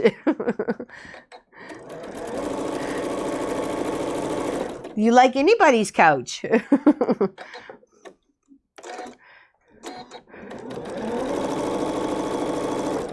There's a little full on that little seam between each other there. I think we got it. I think we tamed the flannel. Tamed the flannel beast. Do you think you would be as productive if you weren't at your house? That is a good question. I think sometimes I would be more productive because I'd be in the zone. I wouldn't have people coming back and forth through, you know, up and down, in and out, so on and so forth, cat meowing like crazy, you know, those sorts of things. I don't know. I guess we'll have to wait and see because hopefully you'll still be around. Still be around watching the channel to see. Maybe we make Angie's dream come true and be 24 hours, 7 days a week. No, at least maybe, you know, 8 hours or 10 hours in the quilt shop. Sounds about right to me. Oh, I love those trees. They're so beautiful to me. Those pretty, pretty trees. Oh, where'd you go? Where are you going? Get back here.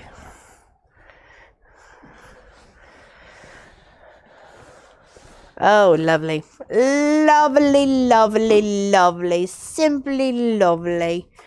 All right.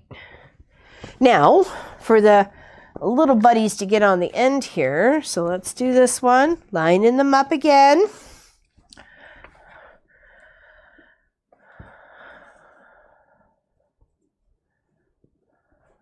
Well, I wouldn't mind, you know, if it was still on the property. We have 3/4 of an acre here. We have chicken coop, big above bed gardens. We have a garage.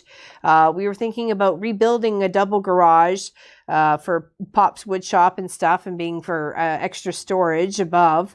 Off to one side, pretty much where the chicken coop is, and maybe make a small coop off the garage for the chickens, and then moving the above bed gardens to another spot in the yard and putting a yurt there, and then where the garage is now can be parking, and then, you know, I don't know. I think I'd still get up and putter out the house, and you know, I'd still have to come in for tea refills and potty breaks and snacks, so it's not like they'd ever get rid of me per se. Can't have that happen.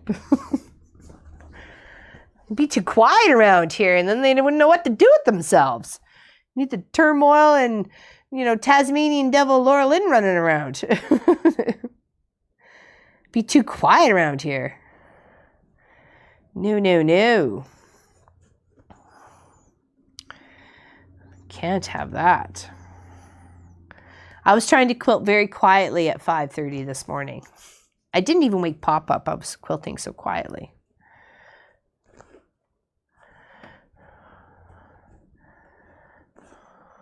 I thought it might have though. I was wrestling the big ball or big roll of batting, and it decided it was going to go one way when I was trying to cut halfway down, and I was trying to get it to go the other way. It was a battle of wills of the batting. Move chickens indoors. No, I don't think so. The fact they were little tiny ones chirping in the background there. Yeah, as far as they came in was the door. The hallway of the door.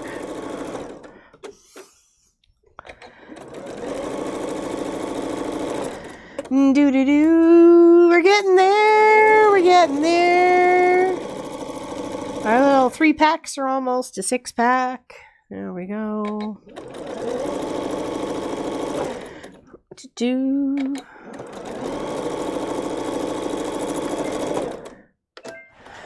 Okay, so let's put that over there to get ironed and sew this one up.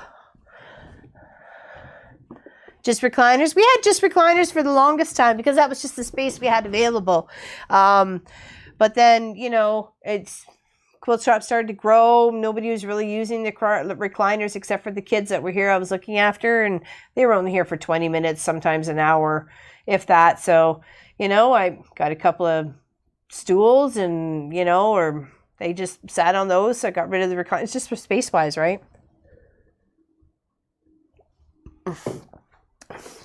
Grace has a beautiful Christmas tree up. I saw it on Facebook. It's stunning. All the pretty bows and red and gold and lights.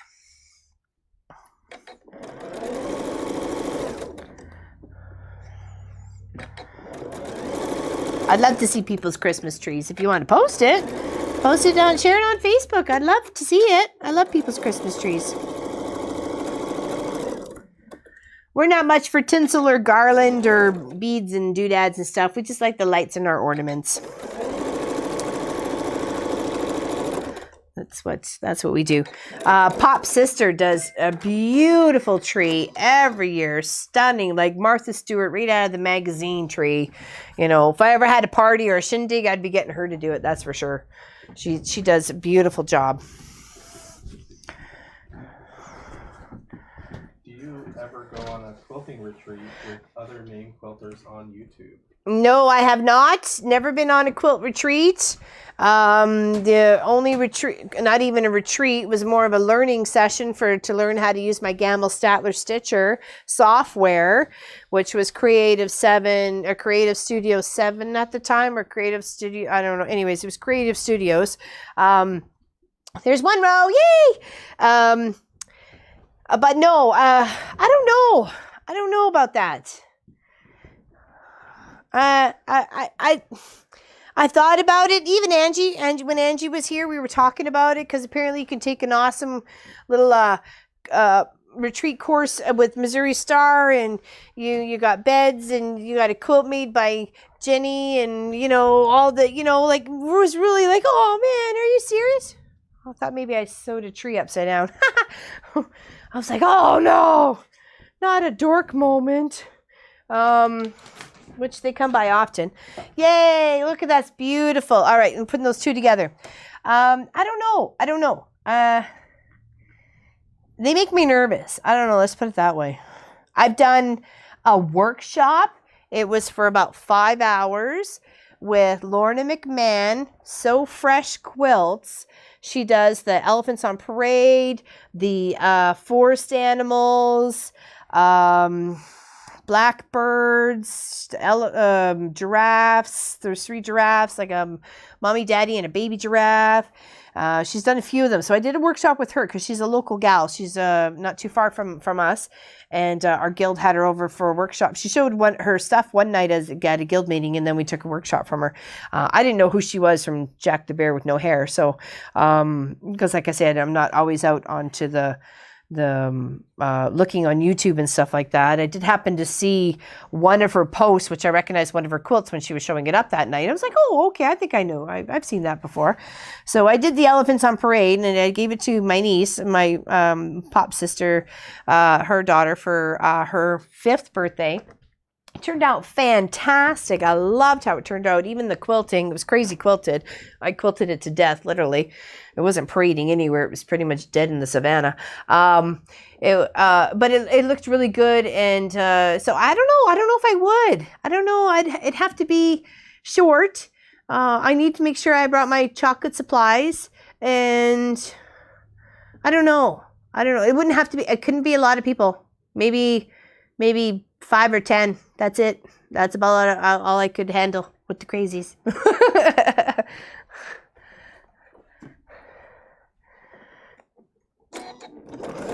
I would love to be able to have enough property with the quilt shop and be able to host retreats. That is kind of my dream. A bed and breakfast retreat sort of thing. Oh yeah, we just look after it from the time that you got off the plane to, time you went back to the plane. If you wanted to go shopping in town, we'd make shuttles for you, but you didn't really have to because we'd have everything there if you wanted it. If you need something specific, we'd go get it, anything like that. That's my idea. That would be my ideal place. I guess I better buy a lotto ticket. Or somebody else better buy one for me.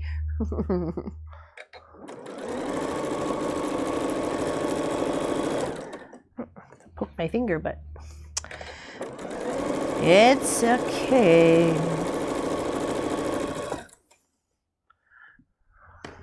Do. Hosting a retreat is something we are talking about, right? Well, we have thought of it, but the question is, what's the right place? Where to host it? Where can we host it? My girlfriend, who I said we were going to go see up in New Year's, is thinking about building 9 tiny cabins around what they're going to build as a pond or a lake, and they're on their property. They're going to dig it out and build these little cabins. So I spoke to her about possibly doing a little sort of quilt retreat, because she said, we can have, as long as it was nice outside, like an outdoor big building, we can preset it all up, have generators to run the sewing machines and so on and so forth, tuck the generators back in the woods so we don't hear them, and sew away. And she thought that it was such a fantastic idea. So maybe in a year or two, we get our stuff together. That would be pretty awesome. Unless we could find a different place. But it would be kind of limited. But I would do it all the time, though. That's the thing. I like the close-knit group of like 5 to 10 people. Maybe, where is she? Sudbury. She just moved to Sudbury, just outside Sudbury. She said she's about 20 minutes outside Sudbury itself. So they're about 4.5 hours from us. So, 6.5 from you, I think? Because Grace is in St. Thomas, which is south by the border. All right, so let's set this big seam all the way across, because we attached our little 3 packs together to make our big 6-pack of trees. And you didn't have to do it 3 by 3. You could have done it 2 by 2 by 2 and did it that way. I just really like the idea of having the 2 blue trees stand out on its own. Other than that, if you just did the one, you'd only have the 1 tree, or the 2, but you'd have it one on top of each other. So, it's up to you. Do you make clothes too, or are you just a clothing shop? No, actually, I have pajama bottoms. I make pajama bottoms for people. I put side pockets in them, back pockets, just the waist, whatever you like. Long leg, short leg, tapered leg, capris, what have you, baby ones, flannel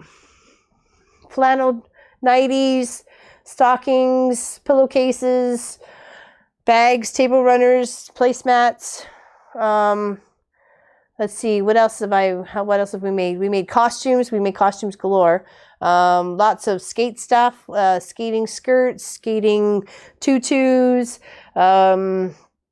accents for costumes for skating.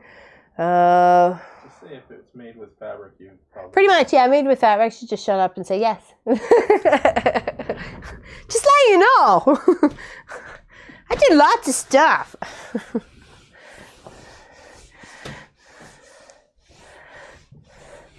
I've made my Halloween costumes for a couple of years, peasant dresses, medieval ball gown sort of things, those sorts of things. That's fun stuff, So like jack of all trades in the sewing department. Pretty much. And then I bake and I cook, and I'm really good at both, which is kind of sad sometimes because, you know, I really enjoy it. But what do we think? It's Lynn from Gimli, Manitoba. Gimli, Manitoba.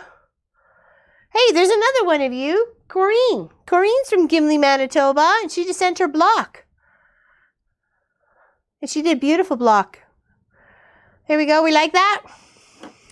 Da, da, da. My sister Lisa's in Winnipeg, and I was born in Portage, Manitoba. So there we go. Small world, I tell you.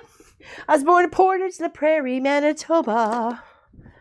And when I was a kid, the little punksters in school used to call me Laura Ingalls from Little House on the Prairie because I said I was, you know, Portage, La Prairie. I tell you, people are cruel. Some kids are cruel. Yes, you are, Miss Judy. You're definitely just as talented. Fab from the UK. Awesome. All right, so we need to make some borders because we need to do mitered corners, right? Mitered corners. So. That's actually her. It is? Oh, I was just going to say, because that would be really weird if there was two of you. Not saying that would be weird, but thank you. Yay! Well, we did show your block. Did you see it earlier? Or did you just get here? Because I will show it. I will show it. My mom's in a wheelchair too. She's loving her bag, by the way. The bag we did a while ago. I don't know, probably months ago now.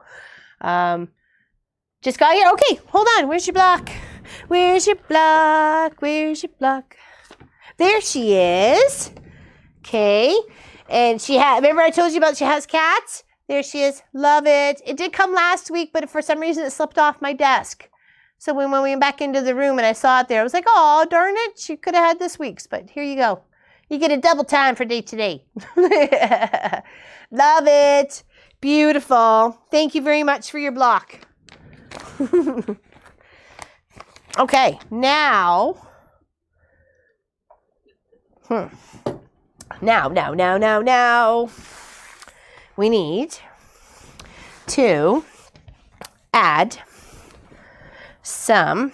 Okay, for the red, because it's really tiny.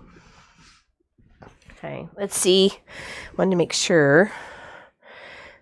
Thought it was going to be more than one. Yeah, it is. Of course it's going to be more than one. Why wouldn't it be more than one? It's just the way it rolls, man. Okay, so let's do this. Well, I'm glad you did too, Miss Elizabeth. All right, we're going to do the little... Put this together so we can make our little red border around our hanging or lap quilt.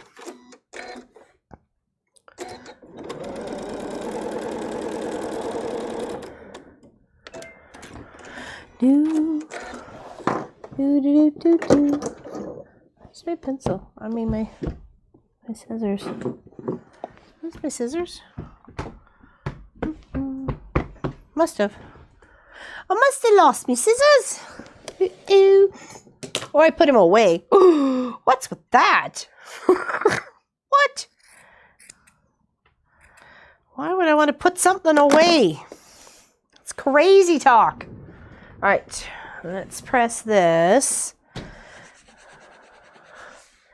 Okay, and of course red, as we discovered, goes really, really dark when you put the heat to it, but then it fades after a while, because I almost had literally a heart attack, conniption fit, panic attack when I was pressing out the skirt, and I was putting the iron-on down, and it turned all dark, like this dark, and I was like, please don't stain, please don't.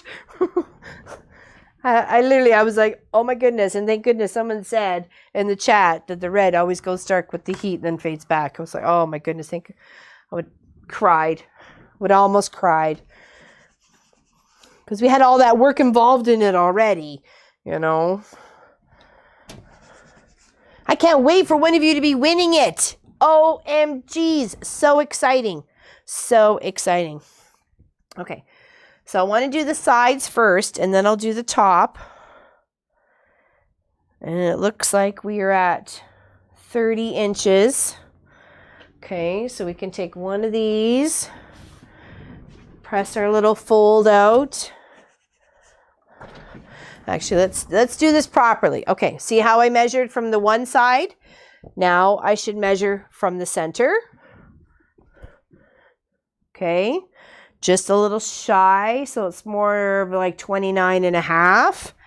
And then from this side as well. Okay, this is how you properly measure your borders. I'm just going to put a straight border on this one, and then I'll show you how to miter the cardinals, okay? So this also says 29, it's more like 29 and 3/4. So if we go 29 and 3/4 on both sides and stretch a little bit on one side and tuck it in a little bit on the other, then we know that both sides are 29 and 3/4, and then we can proceed to go do our top border, okay? So we'll go 29. Make sure we got our cutter salvage off. You don't want those dots. Okay, and we need 2 of those. 1 for each side. Okay. Like if you're going to do it, let's do it right. We don't want to be called half-assed Harry, so.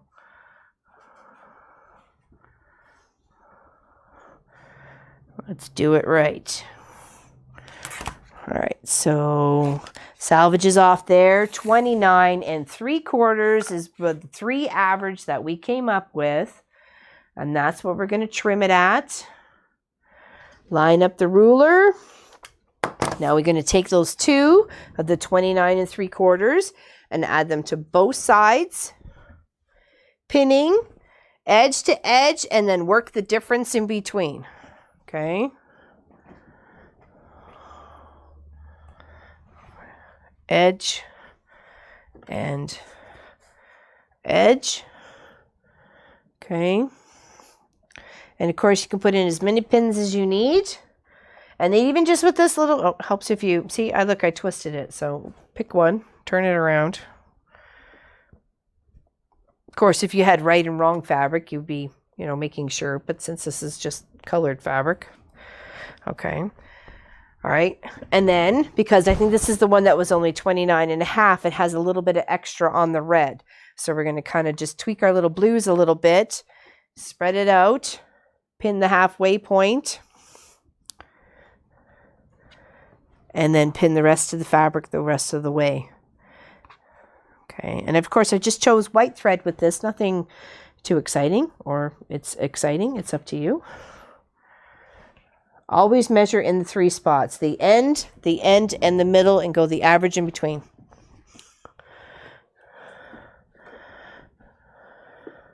Uh-oh, what's Helly doing?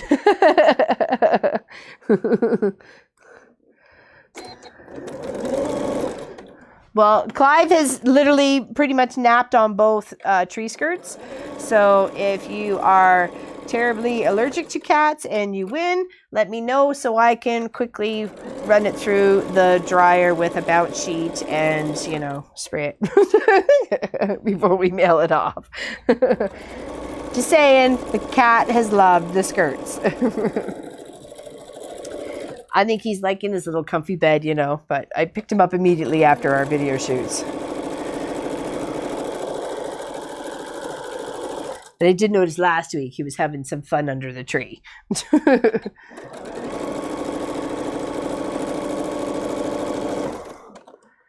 very excited. I can't wait to do for. It's the random thingy, right? That does the draw, right, honey? Yes. Yes. Okay. Sorry, just went. I'm sorry? It's a random thingy that does the draw. Yes, the random thingy that does the draw. How come you don't know this? All right, so set the seam and then press open.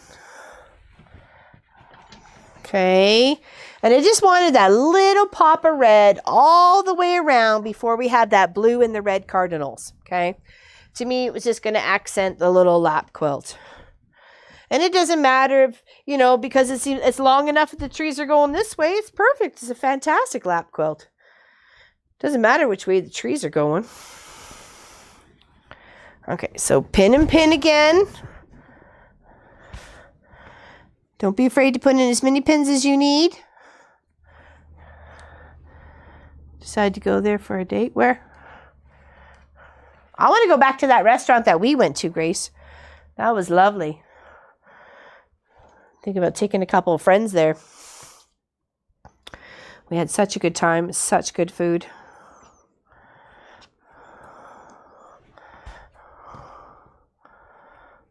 Doo-doo.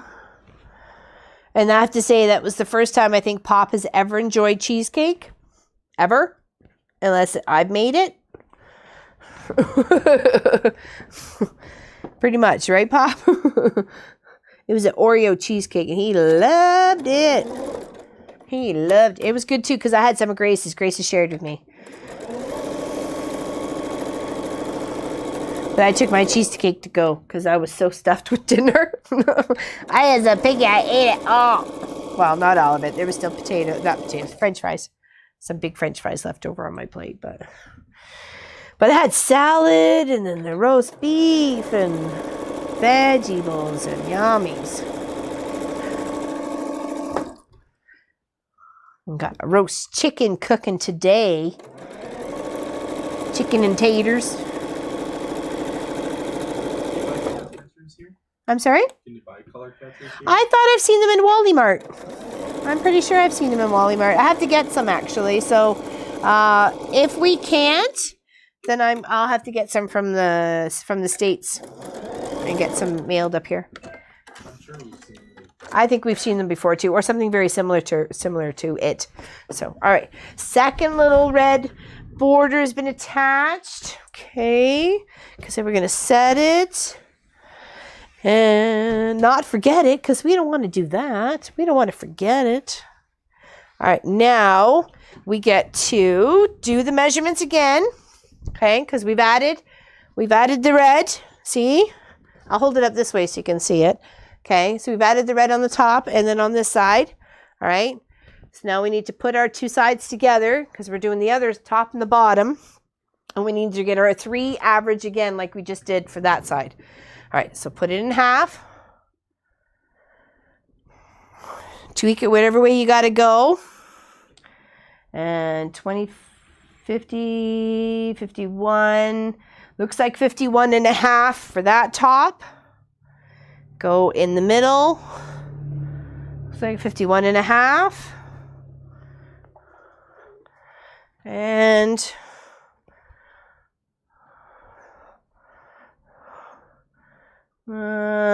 51 and a half. So I think we're okay with the 51 and a half part there.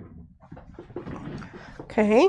So what we want to do is we've taken one already, and of course I wanted to add its extra bits, because I knew I didn't need the full stream for the red for the 51 and a half, or 51 and a half, right?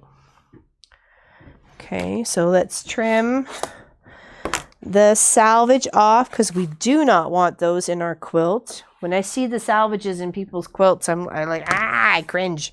I'm like, why? You could have just trimmed it. But that's just me. So I said 51 and a half, correct, honey? Oh, sorry, I didn't hear you. All right, people, did I say 51 and a half?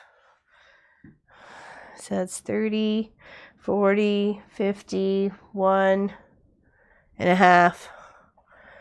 Thank you. Love you, peoples.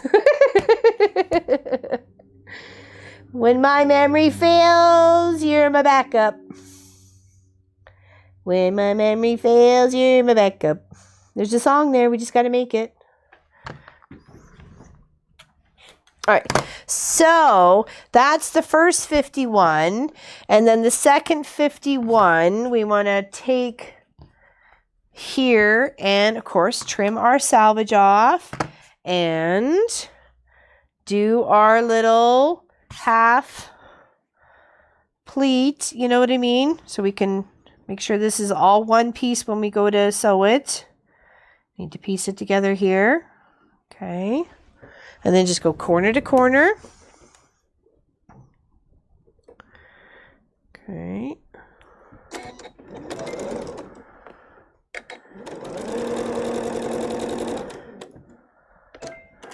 That's a tiny one if you want to try and get a half little square triangle ahead of here. But I did on the first one. I thought, why not? Live dangerous. I think it might have ended up on the floor. I'll put it in the bucket though. It's right there. Okay, so now we need to press that open. And now we need to measure again 51 and a half. Exactly, 51 and a half.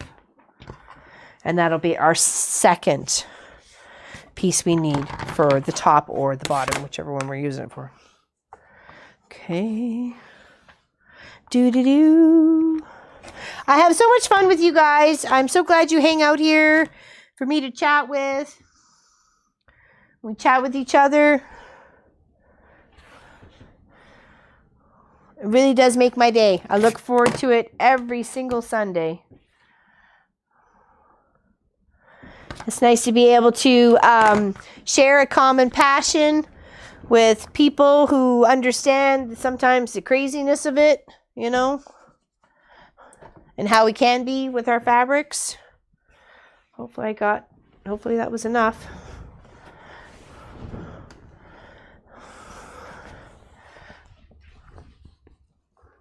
Okay, it seems like it. All right, let's make some room here. And do some pinning. Okay, remember corner. Follow it along. Make sure your seam, if you have a seam, is on the outside, not the inside. It's right here. Okay. Then come all the way up to the other side. Oh, there's Mr. Clive. I see you, buddy. What's your camera time? Ah, there he is. Hold on. He came right away. Come on. Come on. Come see Mama. Come on. Come on. Are you just waking up? You got a sleepy face on? There we go. You gonna help Mama pin? Yeah? You gonna help Mama pin? Probably not. He's good at pulling the pins out of the pin cushion. Aren't you? Aren't you, Mr. Magoo? Hey? Hold on, let's put that down. Yeah, he comes like a dog. He's funny when you call him. Yeah, see? Head button for cuddles. Hey, where are you, big sucky wucky? Hopefully you can hear his motor. You trying to get comfy? Give me kisses? Really? You're so funny, Mr. Clive. Careful, you can get poked in the nose. You won't get poked in the nose. Oh, careful. Hold on. There we go. Okay. You gonna help? You gonna help Stitch?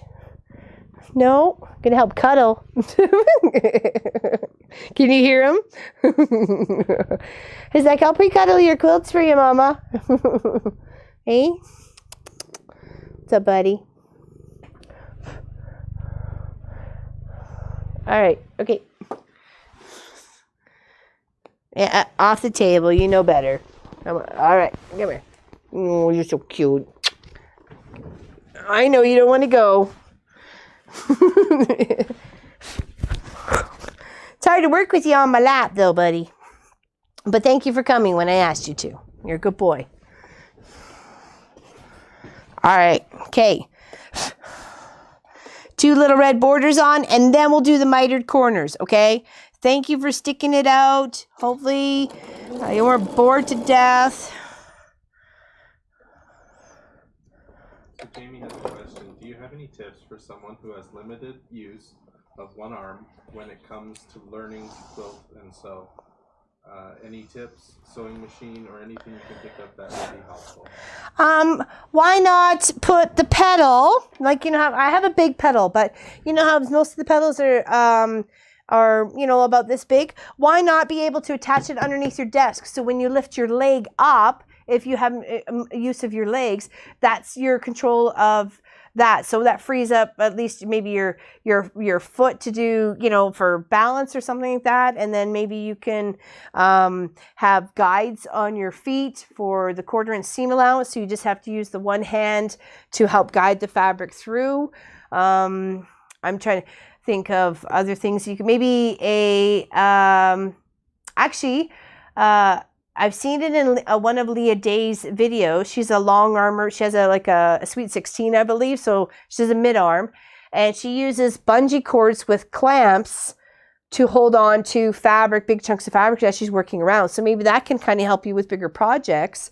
To, you know, if you're doing like a big roll like I am right now, you could help clamp it on one side of the project and then keep it. Like I'll think on it. I'm just thinking off the fly right now. I'm sure there's lots of people that are going to have some comments to help you too. I'm thinking how you can use your legs to help you instead of your hands. I know what it's like. Well, no, I can't say, but I did break my hand, and for about six weeks I couldn't do anything really.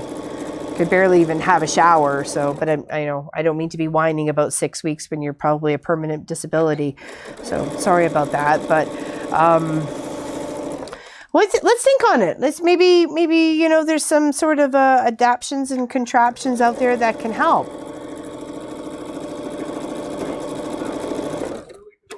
A weight to hold.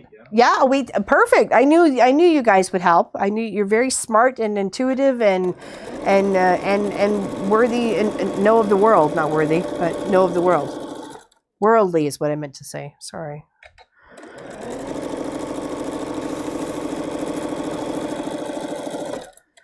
There's also a stop and go button on my machine. If I unplug my foot, I can just hit the stop and go button on here, and it starts and goes the machine. So, you know, maybe that's something else.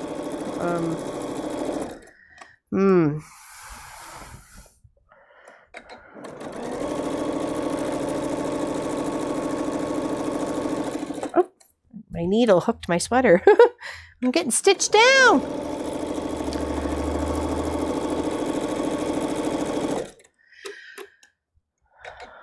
Well, to save on applique and extra stitches on that aspect, I get the heat and bond would be a wonderful addition. You just have to, you know, cut it out and press it. That's easy to get things done. So, all right, we're gonna press this. Press this. All right, then one more, and then mitered corners. Okay. Mitered corners, mitered corners, mitered corners. Do like the sequence the trees on. Munchkin did that. I had it on flash earlier, and all last night. It was a little bit spastic out here. I could see the flash and the lights. I'm like, okay, not on that one. Maybe not so much. Okay, loving that. All right, next one should be the one around my neck, if I'm not mistaken. Okay.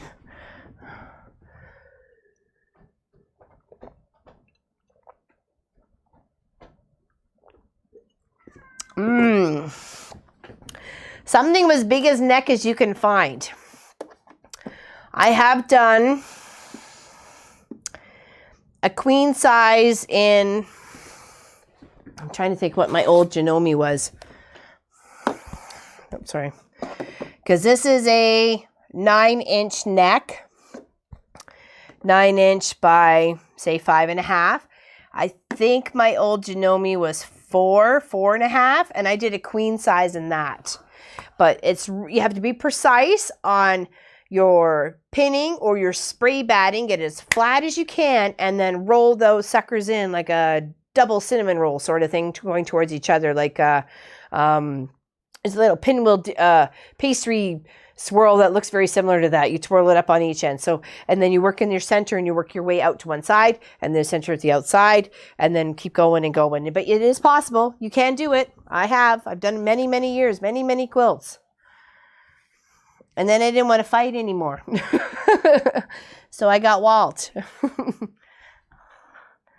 And I will happily long arm anybody's quilt. I love it. I love seeing the creativity that comes through the shop all the time. The beautiful, beautiful quilt top works. Like, and the fact they get my little stamp on, just making it that much more. I'm just highlighting their beautiful work. I'm not taking away from it,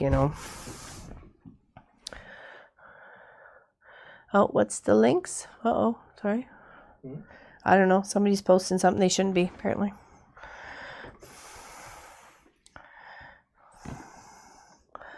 Do. Yeah, it is hard on the arms. Actually, I think I had to see a masseuse after the 2 queen size quilts that I did through that little Janome.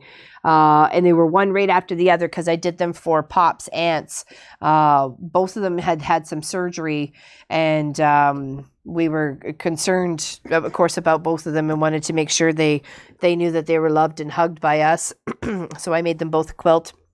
Well, each one of them a quilt. Completely different. Each one was completely different, but it just reflected who they were, and they were very well received. So, but yeah, it was a lot of work. It was a lot of work.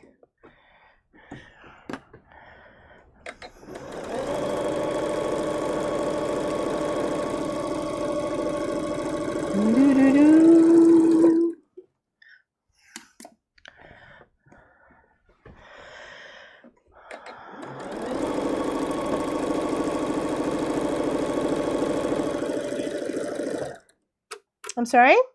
How does your neighbor do after the fire? Which one? We've actually had a couple of neighbors. You're talking about the 2 young boys? Because we've actually had a couple of neighbors experience some house fires. So, is that the one you were talking about? Jason and Troy? Yeah, yep. They're doing very well, actually. They bought a trailer home not too far from here. It's out. There's outright, so they're not renting anymore. Both boys are in the other school where they are now in Erin instead of Hillsburg because they've outgrown them. I was going to say, I'm magically sewing. How far? I've been sewing right from the beginning with no bobbin. Yeah. No bobbin. Where did that go? I will find it for you. It's okay. I have it here, honey. Rolled near my chair. Arrgh! I was like, why is there no threads coming up? I'm trying to use the last of my little bits and bobs here. I've got a couple of tiny spools left over. I'm just trying to use them up. So, yes, from my understanding, they are well. I see her on Facebook all the time, and every time she sees me, she gives me a big hug. The mom that we made especially the purple and gray quilt for. She big teary-eyed and just is so thankful that she knows us and that we were so generous with our time and effort for their family and their time of need. And it was very nice to be received. So we've been invited over for dinner. We just haven't had the chance to get over there. We've just been so crazy busy. So I told her we'd come by in the summer. I said winter's always busy, and I said we'll come by for barbecue. And she's like, awesome. She looks forward to it. So.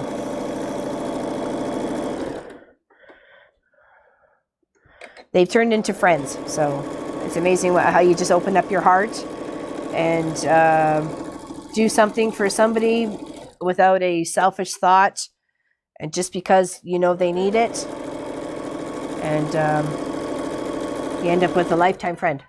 So, oh shush! Are you on your time, Clive? No, you already had it. It's not Clive time. All right, then we're going to do some mitered corners. Mitered corners, mitered corners. What are we going to make? Mitered corners. Da-da-da-da-da. Mitered corners. Na-na-na-na-na-na. Yeah, I loved Angie's question at the end of the birthday bash. She just have one question. Can we watch you 24/7?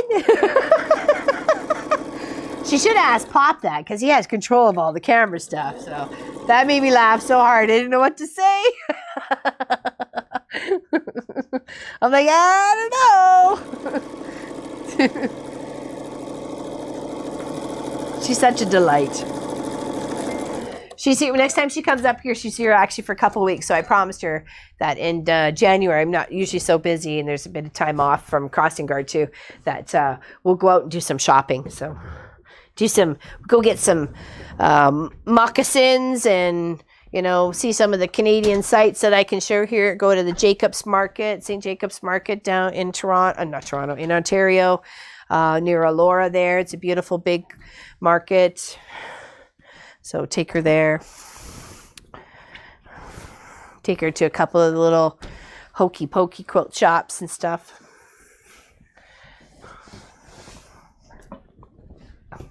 If anybody wants to come along for the ride, let me know.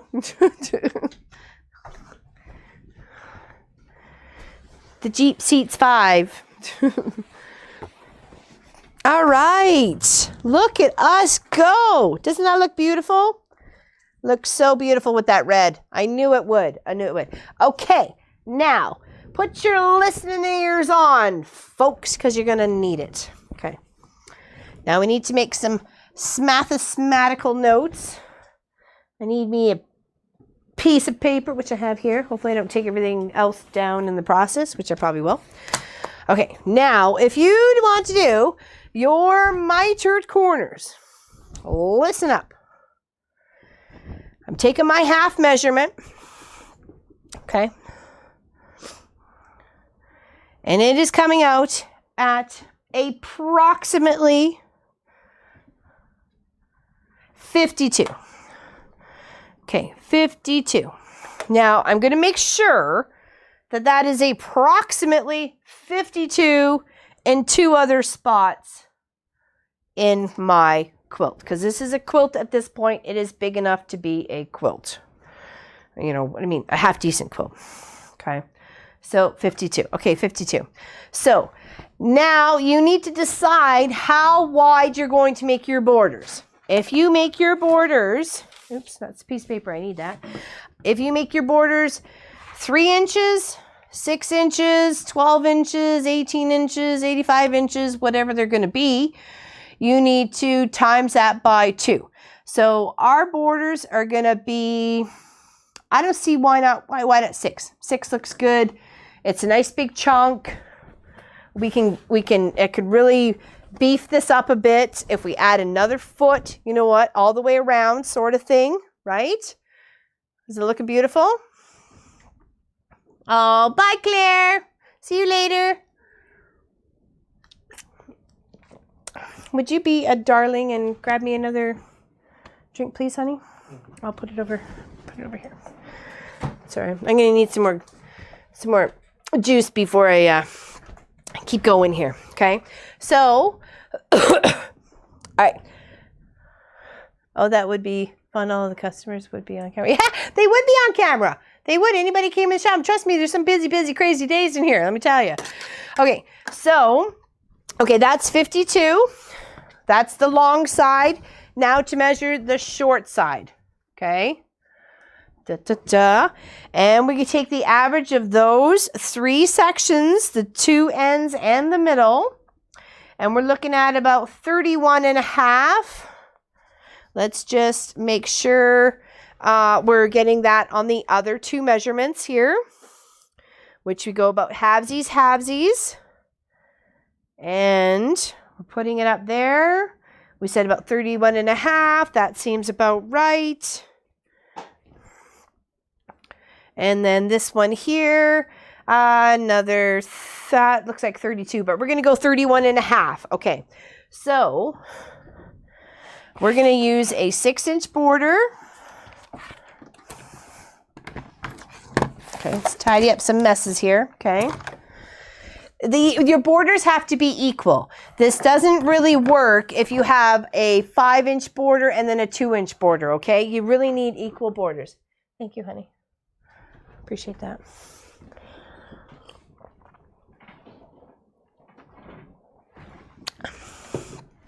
Okay, sorry about that. Okay, equal borders, okay? I haven't figured out how to do it the other way. This is how you do it with the equal borders, okay? Now, I did get lots of this to be able to do some Christmas quilts with it, some stockings with it, some borders with it, and might go in our Christmas quilt if I run out of fabric. This was also a backup one for that too. Okay, so I'm lining up my salvage edges. Okay, we're gonna have to square it off, so be patient. Fight with your fabric just a little bit. Oh, I love this cardinal. Love it. It is directional, but I'm not really going to care about that, okay? I'm just going to cut it the way I want it and put it on the way I want it being put on, okay? I'll try and get it so the birds are going in the same section. None are really upside down or they want to be upside down, okay? So I want to trim this to a piece that I can use that's nice and straight. Okay, get my big ruler out, my big mat, put my fold on a nice straight even line on your mat. Okay. And I have a nice big mat. It's 24 by 36 and I love it. Okay, and then make sure you fold back. Look how wonky this is. This is a whole wonky by, almost an inch off. So let's take here, let's make a nice even line. That goes to the scrappy pile. We'll definitely be making something with that.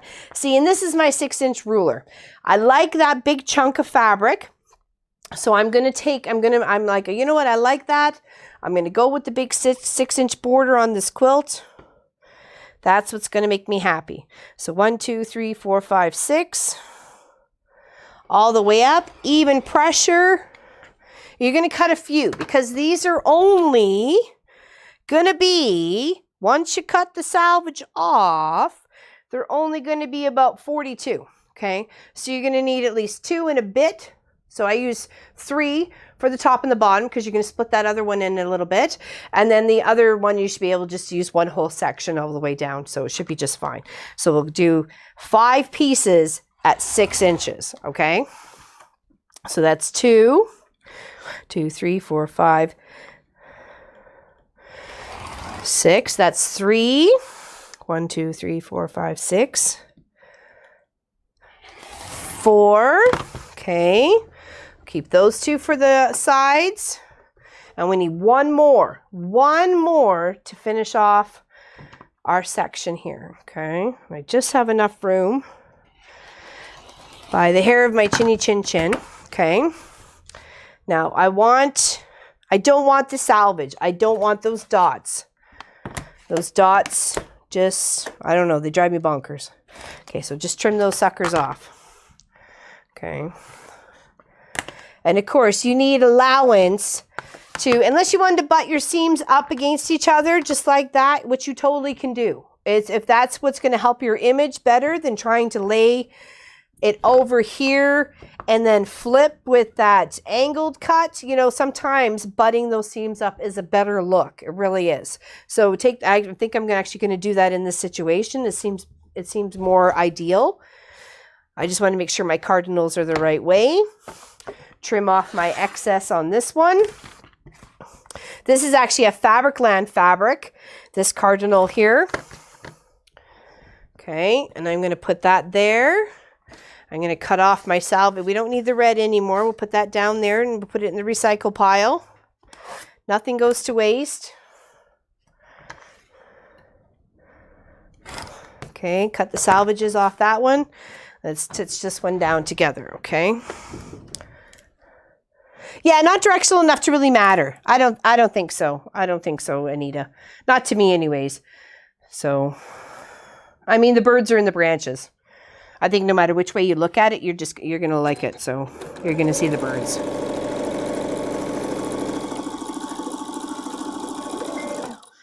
Okay. All right. Now that's the big one there. Let's press. Love this. As soon as I saw it and I thought, oh, that'll be great for this project. So I'm like, oh, I could keep it. Okay, so now for the smath, also known as math for this project, pencil here. Okay, because we had the 52 on the long and we have 6 inches, okay, 6 inches of border. So 52 plus 6 inches times 2, okay? So that gives you 64, right? Okay. So you're going to need your bottom pieces to be 64 inches long. Okay. I know you're like, what? I don't get it. It will. Trust me, you will. Then okay, times 2 plus another 4 inches. So I apologize. So this would be 68 inches. You are going to have a little bit of overlap, but you want to make sure you have that because you want to make sure your miter is all the way to the end of where it needs to be. So you're going to do the same count for measurement of fabric for the sides. So 31.5 plus 6 times 2 plus 4. Okay? So that would be 31.5 plus 12, which equals 43.5 plus 4 equals 47.5. Okay, so 47.5. Actually, we're going to need extra pieces then.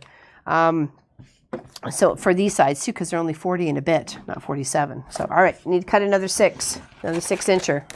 Want to make sure our measurements are correct. We don't want to jip ourselves. Okay, what you doing? Are you helping out, Clive? Are you watching over that big bright blue fabric? Okay, so grab another 6 incher. Shake my fabric straight. Chico fat, well, it must have been the other side I was cutting because that is not a straight line. What is going on here?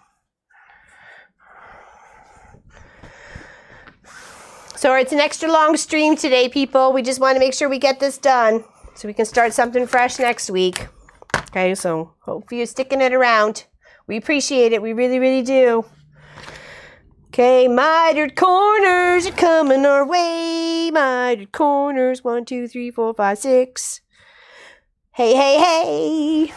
Okay, so we could pretty much just chop that right in half and add it to either side of our little side piecers there. And because it, like Anita was saying, it is a little bit directional, but it's not enough to matter. So we can put it this way or that way. It don't matter. Just make sure if you are adding a piece, you're not making sure your birds are upside down. You should see Pop's face. And I can tell I'm already red. I can tell because I almost said boob. Make sure your birds.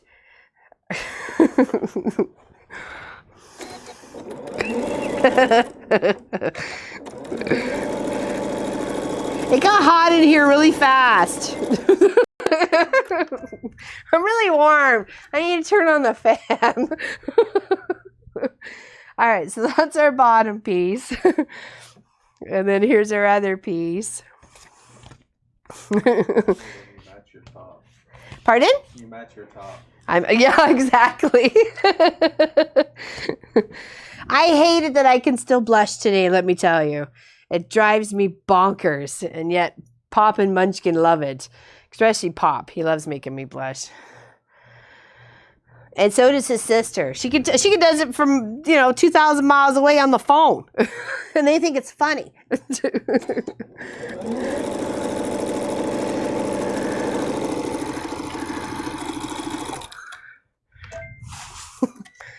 I don't want to. I don't want blush.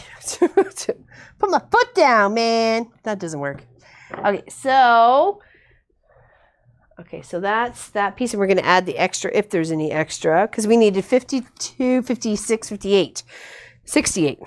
Get your story straight.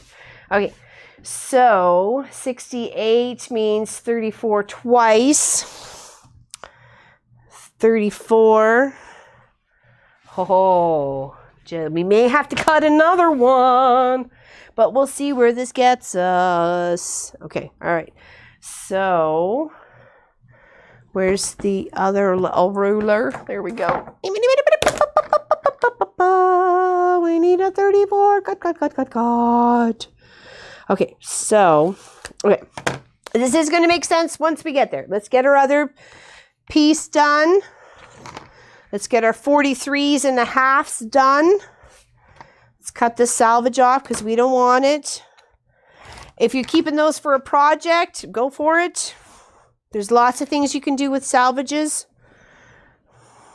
We need 47 1/2 for the side parts. And of course, it seems like excessive, but you do need that extra bit to make sure you are doing your mitered corner correctly.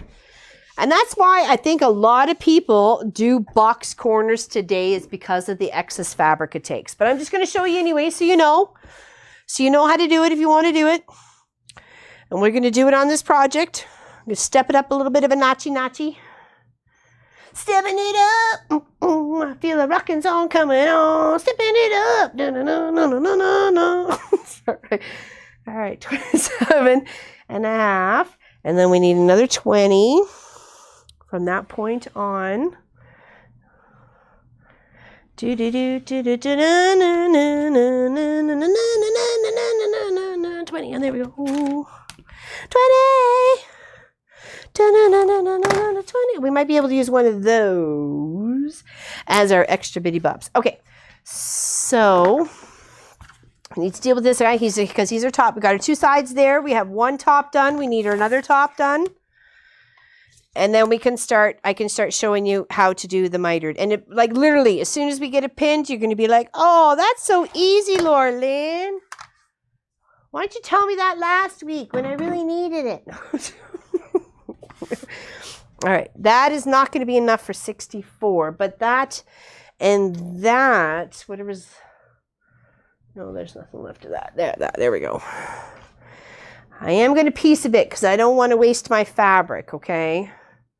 So I am going to chunk a bit here. What do I need? So if I need 68. Okay, so that's 34 twice. 34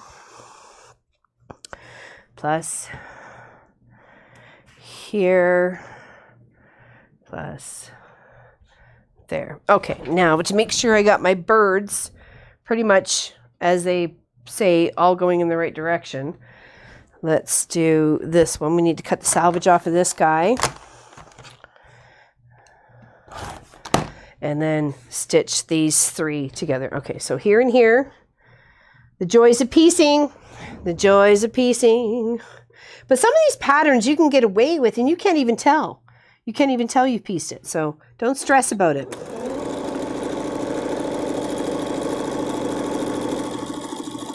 I wish you could see the beautiful hue of blue. I think it only came up on the small camera. So there we go. Hopefully you can see a little bit of that. It's just beautiful. It's such a beautiful blue. It really goes with the background of our quilt. Like with the trees and stuff. It looks really good.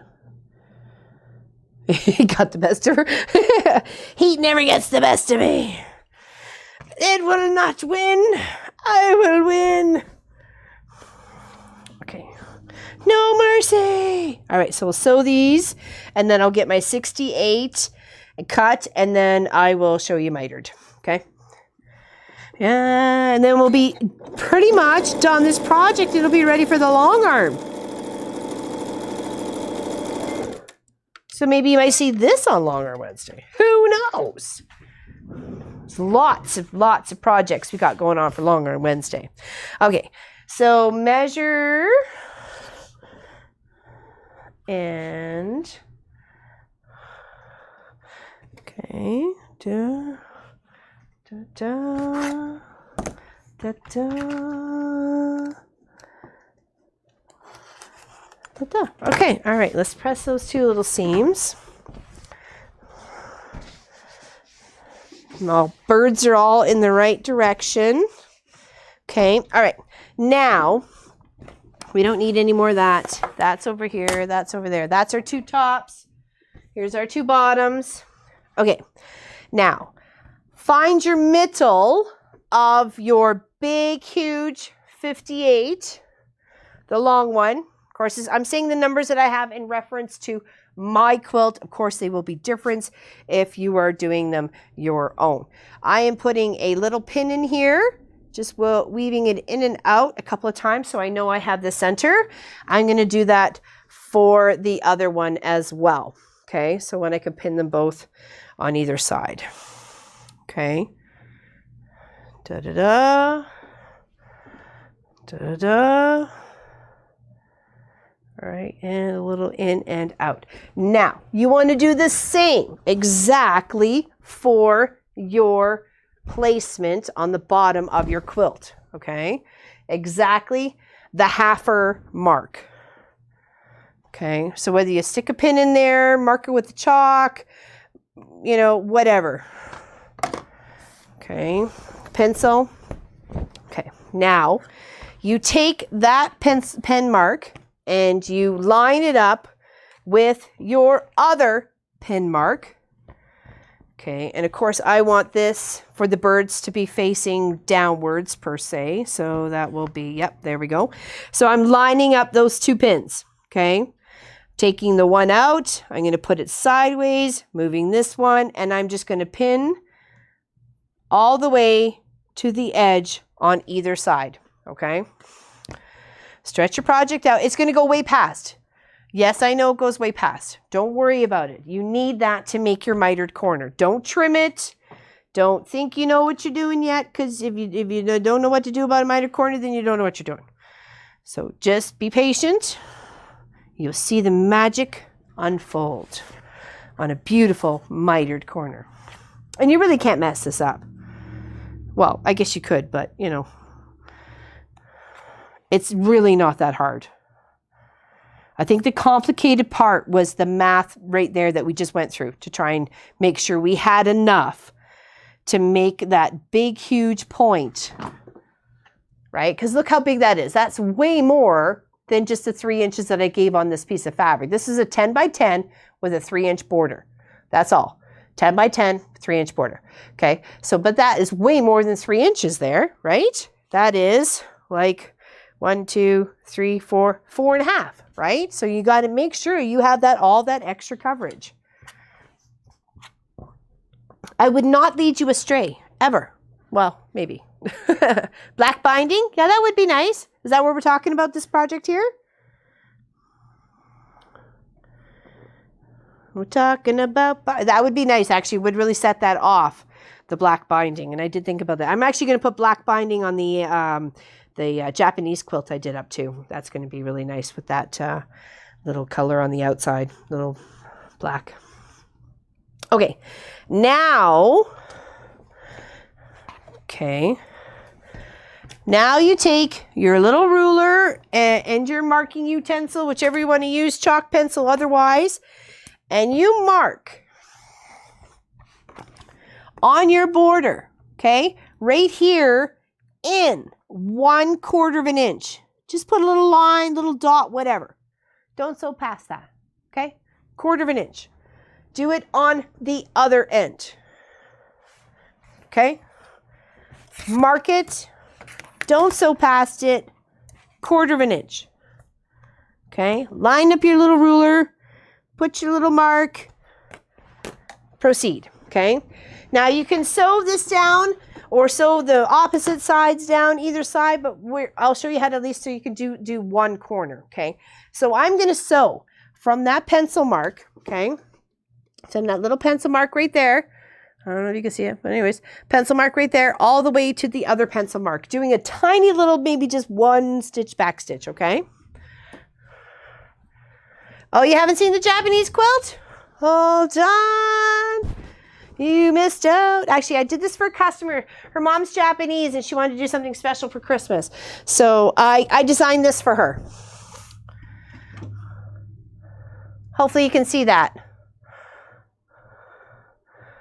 Okay, it's got 3 Japanese ladies in the panels, and I took the panels apart, separated them into a step sort of fashion, built 2 beautiful fans with white paisley, that leftover fabric that Angie gave me, and I went really well with the paisleys here. Some of the crane fabric that we bought, and then some blue. And then I pulled in some green with a little bit of gold in that one. And then I put a little bit of stripe on the back to accent it, and then just white. And I chose, I think it was called soft gold thread, and stitched up with a feather paisley. So yeah, it turned out beautiful. Hopefully you like it. I just have to put the binding on. So don't you think black binding with that would look fantastic? Yeah, I think so. I think so.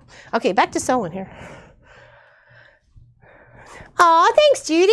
I just have fun. I just love doing what I love to do, and you know, I don't let anybody tell me otherwise. I'm here to have fun and enjoy my life, and I'm enjoying it the best I can. And with you guys in it, let me tell you, it has been a blast. I've had so much fun, and I have felt so much love. You have no idea. Some days when I get a little down in the dumps, I just read some of your comments, and you cheer me right up, and you know, I'm just as much as your cheerleader as I am yours, you know. So, or you are mine.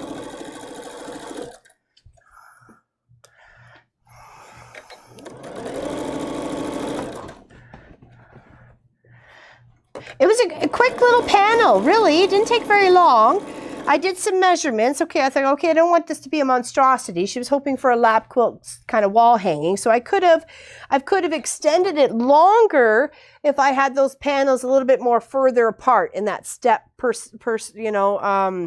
session sort of thing. If they were a bit longer, it would made a longer quilt, made it just as wide, but you know, and then you can put as many borders as you like. You know, I could have easily put, you know, a couple of borders, 3 or 4 borders on there and really chunked it out, but that's not what she was hoping for. That's not what she wanted, and that's not what she was paying for. So, but I like the way it's stitched out and the way it turned out in the end, for sure.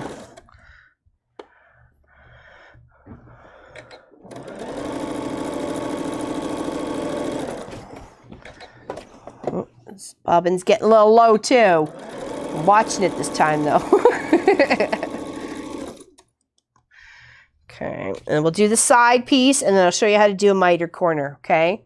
And then you just continue the same principle through the other 3 corners, and you'll be so impressed with yourself, you may just walk over to the mirror and go, right on. Let me tell you.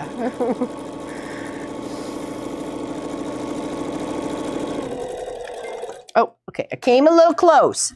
That was my mistake. I saw the pencil mark. Ooh, I think I'm going to snip 2 threads. Even though it wasn't quite all the way, I'm still going to snip a couple threads. Because you really need that 1/4 inch. Don't jip yourself off that 1/4 inch. You'll be very airtighted. All right, I'm just going to do a little stay stitch there. There we go. Okay, lock that so it doesn't go anywhere, okay? I know he's being a little wiener head. I can feel him around my feet.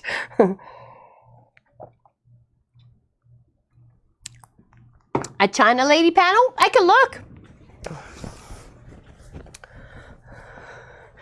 Okay, now you will have this big panel piece looking like this, like a big T, okay? Hanging off on either side, really, really big, okay? So you can either press this or wait. I'm just going to press a little bit so you can see. Okay. Now, that's for the other side. For the side pieces, okay, you're going to do exactly the same. We're going to find our center, and we're going to put our reds together. Okay, don't worry about your blue part there at that point in time. Just line up your reds. Have your center. Okay, put the pin in. Find the center of your 47.5. Now, here's where if you want your birds facing out or facing in, this is where you put your placement. I think I kind of want them all hanging around the inside. So I'm going to face inside, so I'm going to find the center there. Line that little fold up with my pin. Okay. And then pin that and make sure you do your 1/4 inch in. Okay, mark your little space. And then your other side, 1/4 inch in. Okay, and then don't sew past that spot. And make sure you put your pins all the way in across, okay? Make sure it's nice and even. You're fitting it nice and as the way it's supposed to be, nice and loose. So nothing's too stretched, too tight. I didn't measure that much. I just make sure I have enough fabric on each side. Hey, we're all learning, and there's some situations where that's all you need to, you know. Make sure it's there. It's enough. You know, it's enough. Oh, I should be pinning on the other side because I need to see where I need to stop my stitches. My mistake. Okay, pinning on the other side. Okay. All right, we're almost there. I appreciate you sticking it out. Much love and appreciate. Okay. Just move my pins to the other side so I can see them better and know what I'm doing. Because I have to stop a 1/4 inch away on either side from where I'm starting and to where I finish. Okay. And you're making sure not to catch your other fabric that you just sewed on. Okay. So what I'm doing right now is I'm sewing the side onto my quilt with my extra bits covering either flat. You got nice big extra bits on either side. Okay. So starting a 1/4 inch away, do your little stay stitch or tack stitch or back stitch, whatever it is you want to call it, whatever it is you want to do. Okay.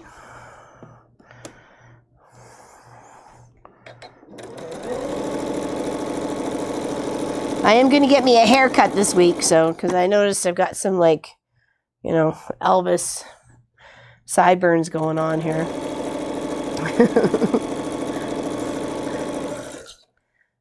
Okay, my border was moving over just a smidge, so I tugged it back. And you can see I have it on somewhat calm mode. It's not Leadfoot Larry. Okay, and remember to stop a 1/4 inch away from the end, okay? And this is such an easy way to get a beautiful mitered corner. If you ever wanted to try one, wanted to step it up something that needed more of a picture frame to it instead of just a boxed corner frame to it, this is what you want to do, okay? All right. Now that we have those two, I'm just going to give this one a little press so we can get their little corner nice and precise here. And then you'll see what I'm doing. Okay. Okay. Now, we take our quilt top, and we're going to fold it so these two edges of our borders are in line with each other. Okay. So grab those two edges, do a little shake out, so you can get where you need to be, okay? And lay it nice and flat on your space, okay? Line those edges up. No ifs, ands, or buts about it, okay? No buts about it. Line those edges up, both of them, okay? Now, under here, you have two seams. We have this seam and we have this seam. Make sure this bottom seam is pulled all the way up. If you need to put a pin in there to make sure he does stay all the way up, then do so. Okay. Now you have a 45-degree angle on your ruler. I'm sure, depending on your ruler, whether it's Omni or somebody else, I don't know who else makes rulers. Omni Edge, that's the only other one I know, or Omni. I'm sure there's a few others. You have a 45-degree angle on here. It's right here, right here, and right here. You want to line that up on your stitches, okay? Hold on, we want to do this way so I can have a nice color. So on your stitch line, this line right here that you've made your 1/4 inch, and you make sure you can feel it, it's lined up with its buddy underneath. You want to put your 45 right there, that 45-degree angle on those stitch lines, okay? So snug it up, line it up so it's in one with your fold and your stitches. You may have to do a little maneuvering and shaking and rattling, rolling, but you will get it. You will get it so it's a nice, precise line, okay? I'm on my stitches. I know I'm going to get myself a nice line down here into the corner because you see, look how much fabric that is taking up. And you thought, oh, that's crazy. Why are you cutting so much, Laura Lynn? That's why, okay? because you need to make sure. So if you need to put a few pins in here to hold your fabric straight, then go ahead and do so. I'm going to take, I just chose a nice purple so you can see it on this bright fabric. And I'm going to draw a line right where I have it lined up against my stitches, all the way from my 1/4 inch seam allowance where those points are met, and draw my purple line all the way down. Now, to make sure I'm not going to go astray from that line and nothing's going to go crazy, I'm going to pop in a couple of pins, okay? And then I'm going to sew that line, okay? Sew it all the way down. And this is the easiest way and the most precise way to get mitered corners. Now you're going to start right at those last little stitches. Remember those last little stitches that we did on both sides of those borders? We ended at 1/4 inch. Start at those stitches. Okay? Do a little back stitch and then follow your line all the way down. Okay?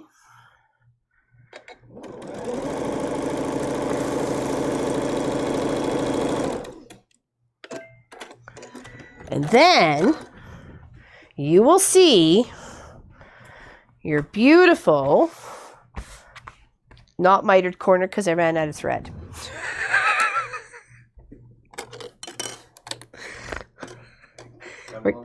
We're going to get there.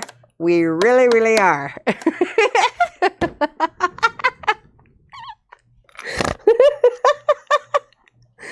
Oh my goodness. All I have to say, I'm happy dinner is cooking. All right, let's try this again. Oh, what a Dinkeldorf. What a Dinkeldorf.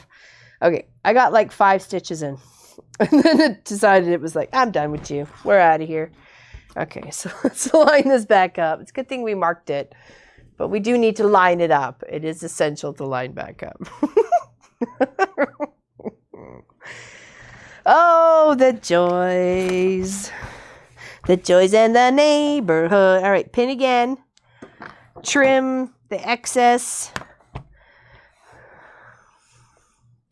Make sure your seams or your edges are nicely together.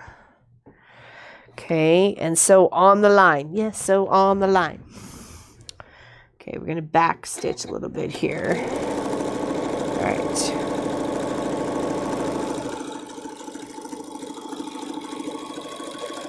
All right. I love sewing with no thread in the bottom. Yeah, what do they call that? Air sewing, air sewing. Yeah. Okay, now I can show you my beautiful mitered corner. Okay, let me trim this. Let me trim it, press it, and then maybe Pop can get in on a zoomy there. So 1 second here. Let me trim, press. Okay.